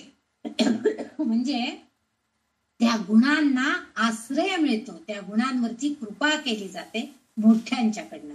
तसं इथं ललितांबिका त्या कृपा करते आपल्या भक्तांवरती की जेणेकरून त्यांना राजसिंहासनावर बसता येईल, प्रशासन चांगल्या प्रकारे करता येईल. आणि हे देण्याचं काम ही ललितांबिका करते. म्हणून इथं हे राजत कृपा असं तिचं नाव झालेलं आहे. आता इथं आणखीन एक असं आपण अभिप्रेत आहे अर्थ, की आपण जे बघितलं श्रीचक्र बघितलं, कुंडलिनी चक्रातली जागृती बघितली, एक चक्र पार करत, तर साधक जेव्हा श्रीचक्रातील एक चक्र पार करत करत करत मुकुट चक्रापर्यंत पोहोचतो, तेव्हा काय होतं, त्याला शाश्वत मुकुट चक्रापर्यंत जर त्याचं ध्यानधारणेतलं जर स्थान पोहोचलं असेल तर तिथं त्याला आनंद मिळतो. आणि तो जो आनंद आहे तो शाश्वत आनंद आहे, ब्रह्मानंद आहे. आणि तो देण्याचं म्हणजे ते ब्रह्मानंदाच्या सिंहासनावर बसवण्याचं कार्य ही ललितांबिका करते. म्हणजे साधकांनी तशा अर्थानं जरी केलं, ध्यानधारणा केली तर ते स्थान मिळवण्याला मदत, ही कृपा, ही ललितांबिका करते. कारण त्या आनंदामध्ये मग्न राहण्याची कृपा ही ललितांबिकाच त्या साधकावरती करणार आहे. म्हणून ती राजत कृपा या नावानं इथं उल्लेखलेली आहे. असाही एक अर्थ इथं अभिप्रेत आहे. त्याच्या पुढचं जे नाव आहे राजपीठ निवेशित निजाश्रिता, या श्लोकामधला हा शेवटचं नाम आहे, राजपीठ निवेशित निजाश्रिता. आता राजपीठ म्हणजे काय? राजपीठ आपण म्हणतो ना की शंकराचार्यांनी पीठ स्थापन केली. म्हणजे काय हो? पीठ स्थापन केलं म्हणजे एक एक ठिकाण, एक एक ठिकाण, एक एक राज्य, म्हणजे एकेका ठिकाणी त्यांनी असे एक विभाग स्थापन केले, पीठ स्थापन केली. म्हणजे विशिष्ट अशा गुणांनी युक्त किंवा विशिष्ट असा ज्ञान देण्यासाठी ती पीठ स्थापन केली गेली होती. शंकराचार्यांनी अशी पुष्कळ ठिकाणी पीठ स्थापन केलेली आहे. देवीची शक्तीपीठ आपण म्हणतो, म्हणजे 3 देवीची शक्तीपीठ आहे. महालक्ष्मी आहे, तुळजापूर आहे, वणीची देवी आहे आणि माहूरगडची 3.5 शक्तीपीठ आहेत. अष्टविनायकामध्ये सुद्धा 3.5 शक्तीपीठ आहेत असं म्हणतात. म्हणजे सगळी किंवा म्हणजे त्या त्या देवतेची शक्तीपीठ अशी असतात. तर म्हणून इथं राजपीठ, आता इथं जे राजपीठ म्हणजे उल्लेख करायचा आहे वाग्देवतांना, तो म्हणजे ज्या ब्रह्मा विष्णू महेश हे जे राजे आहेत, हे देवांचे राजे जे आहेत, यांची सिंहासन, यांची पीठ म्हणजे यांचं स्थान, म्हणजेच वैकुंठ, कैलास, नरक हे, किंवा कुबेराचं ठिकाण म्हणजे कुबेरपीठ, कुबेराचं पीठ म्हणजे कुबेराचं धन, हे जे सगळं जे प्रदेश आहे तो त्याचं राजपीठ, हे हा एक अर्थ आहे. दुसरा जो शब्द आहे याच्यामधला म्हणजे राजपीठचा हा अर्थ अभिप्राय. दुसरा जो शब्द आहे निवेशित. आता निवेश म्हणजे काय आहे? निवेश म्हणजे आपल्याकडे बघा, आपल्या सगळ्यांना म्हणजे ज्या सर्व्हिस करणारे जे लोक असतात त्यांना हा निवेश करावाच लागतो. म्हणजे आपल्याकडच्या उत्पन्नातील काही भाग आपण पीएफ मध्ये गुंतवतो. पीएफ मध्ये गुंतवणारे ज्यांना सर्व्हिस केलेली आहे त्यांना सगळ्यांना माहित असते, किंवा आपल्या पतींच्या नोकरीमध्ये जर त्यांनी अनुभवलेला असेल तर ते म्हणजे उत्पन्नाचा काही पैसा, काही भाग वेगवेगळ्या रूपामध्ये गुंतवतो. काही जण म्हणतात की आम्हाला काही पुढं हे नाहीये, पेन्शन नाहीये, मग आम्ही काही पॉलिसीमध्ये गुंतवतात, काही फंडांमध्ये गुंतवतात, काही प्लॅन मध्ये गुंतवतात. म्हणजे वेगवेगळ्या रूपामध्ये ते गुंतवणूक करणं, त्याला निवेशित असं शब्द आहे. म्हणजे भविष्यात त्याचा नक्कीच फायदा होतो. कशासाठी गुंतवणूक करायची हे मी पैशाचं उदाहरण घेऊन तुम्हाला सांगते की पैसा जो आपल्याकडे येणारा आहे, समजा एखाद्याला पेन्शन नसेल तर आत्ताच्या उत्पन्नापैकी काही भाग त्यांनी असं फंडामध्ये, म्युच्युअल फंडामध्ये, पॉलिसीमध्ये, काही बॉन्डमध्ये गुंतवले पाहिजे की जेणेकरून भविष्यामध्ये त्यांना पैसा कमी पडू नये. हे निवेशित करणे म्हणजे उत्पन्नाच्या भागापैकी काही भागांची गुंतवणूक करून भविष्याची तरतूद, त्याला निवेशित धन असं म्हणतात. आता इथं ललिता मातेला असं इथं अपेक्षित आहे, आता ती काय पैशाच्या रूपाचा आपल्यासाठी प्रयत्न करेल का? नाही. तिला काय अपेक्षित आहे की साधकानं जो पुण्य साठा तयार केला आहे, जे सामर्थ्य कमावलं आहे, त्याच्याकडे जी शक्ती त्याला प्राप्त झालेली आहे, तर त्यातला काही भाग त्यांनी, ही माता त्याला काय सांगते की कल्याण करण्यासाठी, फलस्वरूप म्हणून त्याला कल्याण त्याचं करण्यासाठी ती उपयोगात आणते. म्हणजे बघा, ललिता मातेचं म्हणा किंवा इतर देवदेवतांचं आपण पूजन अर्चन करून, उपासना करून काही पुण्य पदरात गाठी बांधलेला आहे. तर त्यापैकी काही भाग ती काय सांगते की तुझं कल्याण करण्यासाठी मी खर्च करणार आहे. गोंदवलेकर महाराजांच्याकडं ते उदाहरण नेहमी सांगतात की महाराजांनी सांगितलं, मी इतकं हे केलं तर मला अजून ते दर्शन झालं नाही बघा. मग ते सांगतात की अरे तुझी बायको आजारी होती, तू सांगितलं माझ्या बायकोला बरं कर, तुझं इतकं पुण्य खर्च झालं, तू इतकं नाम घेतलंस, अमकं झालं, माझ्या मुलाला चांगलं बरं वाटू दे, पुन्हा सगळं तुझं पुण्य खर्च झालं, मग तुझ्याकडे काय शिल्लक राहिले आता? काहीच राहिलेलं नाही. मग तुला दर्शन देवाचं होणार कसं? म्हणजे तुला आता पुन्हा तेवढं पुण्य करायला पाहिजे. याच्याऐवजी भगवंताला आपण प्रार्थना केली की भगवंता, माझ्याकडनं जे जे काही घडतंय, जे पुण्यकर्म, जी सत्कर्म, त्याच्यातला काही भाग हा माझ्या भविष्यातल्या पुंजीसाठी तू ठेव. पुण्यसाठा म्हणजे आपला साठा आपण ठेवायचा असतो. त्यामुळे आपण जेव्हा काही भजनं म्हणतो, काही पूजा करतो, तेव्हा आपण नेहमी शेवटी काय म्हणतो, म्हणून झालं गीता पाठ झाला, कुठलाही ललितांबिकेच्या याचा पाठ झाला, तर आपण शेवटी श्रीकृष्णार्पणमस्तू असं म्हणतो. म्हणजे त्याच्याकडे आपण हे आपलं पुण्य फिक्स डिपॉझिट टाकून दिलेलं आहे. त्याच्याकडे सांगितलंय की तुझ्याकडे अर्पण केलंय, आता ठेव तू सगळं हे जपून. मग तो काय करतो, त्यातला काही भाग आपल्याला गरज पडेल तसं तसं तो खर्चही करत असतो. म्हणजे आपल्या वाईट परिस्थितीमध्ये तो आपल्याला मदत करतो. कशाच्या योगानं मदत करतो? आपण साठवलेलं जे पुण्य आहे त्यातलंच काही भाग खर्च करत तो त्यातला आपल्याला चांगलं करण्यासाठी प्रयत्न करत असतो. मग हे जे आहे आणि ते फलस्वरूप होतं. म्हणजे साधकाचं भलं बुरं हे त्या भगवंताला, म्हणजे ह्या मातेला, ललितांबिकेलाच कळणार आहे की काय चांगलं आहे, काय वाईट आहे ह्या माझ्या भक्तासाठी. म्हणजे समजा एखादा तिचा भक्त असेल आणि त्याच्यावरती काहीतरी गंडांतर आलेलं आहे, तर त्याचं काय कशामध्ये कल्याण आहे हे त्या भक्ताचं त्या आईला नक्की कळत असतं, त्या ललितांबिकेला कळतं, त्या भगवंताला, त्या माऊलींना कळतं.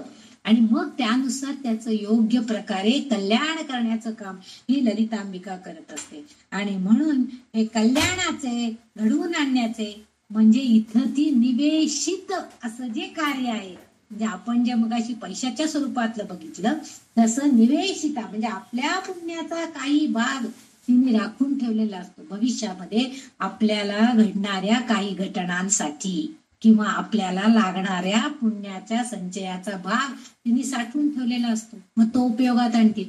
आणि त्यातनं जो शिल्लक राहतं ते आपलं पूर्व संचित असतं. ते आपल्याला पुढच्या जन्मात सुद्धा आपल्या बरोबर येतं. म्हणून आपल्याला चांगल्या ठिकाणी जन्म मिळतो, चांगली सत्संगती घडते, चांगलं ठिकाण मिळतं, आपलं आयुष्य अगदी सुखासमाधानात जातं. हे सगळं पूर्वसंचितानुसार असतं. नाहीतर एखाद्याला जन्मल्यापासून सारखं त्रास आणि त्रासच. पण एखाद्याला अगदी जन्मताच सोन्याचा चमचा घेऊनच तोंडामध्ये जन्माला आलेले असतात लहान मुलं. म्हणजे काय असतं, पूर्वसंचित आहे त्यांचं.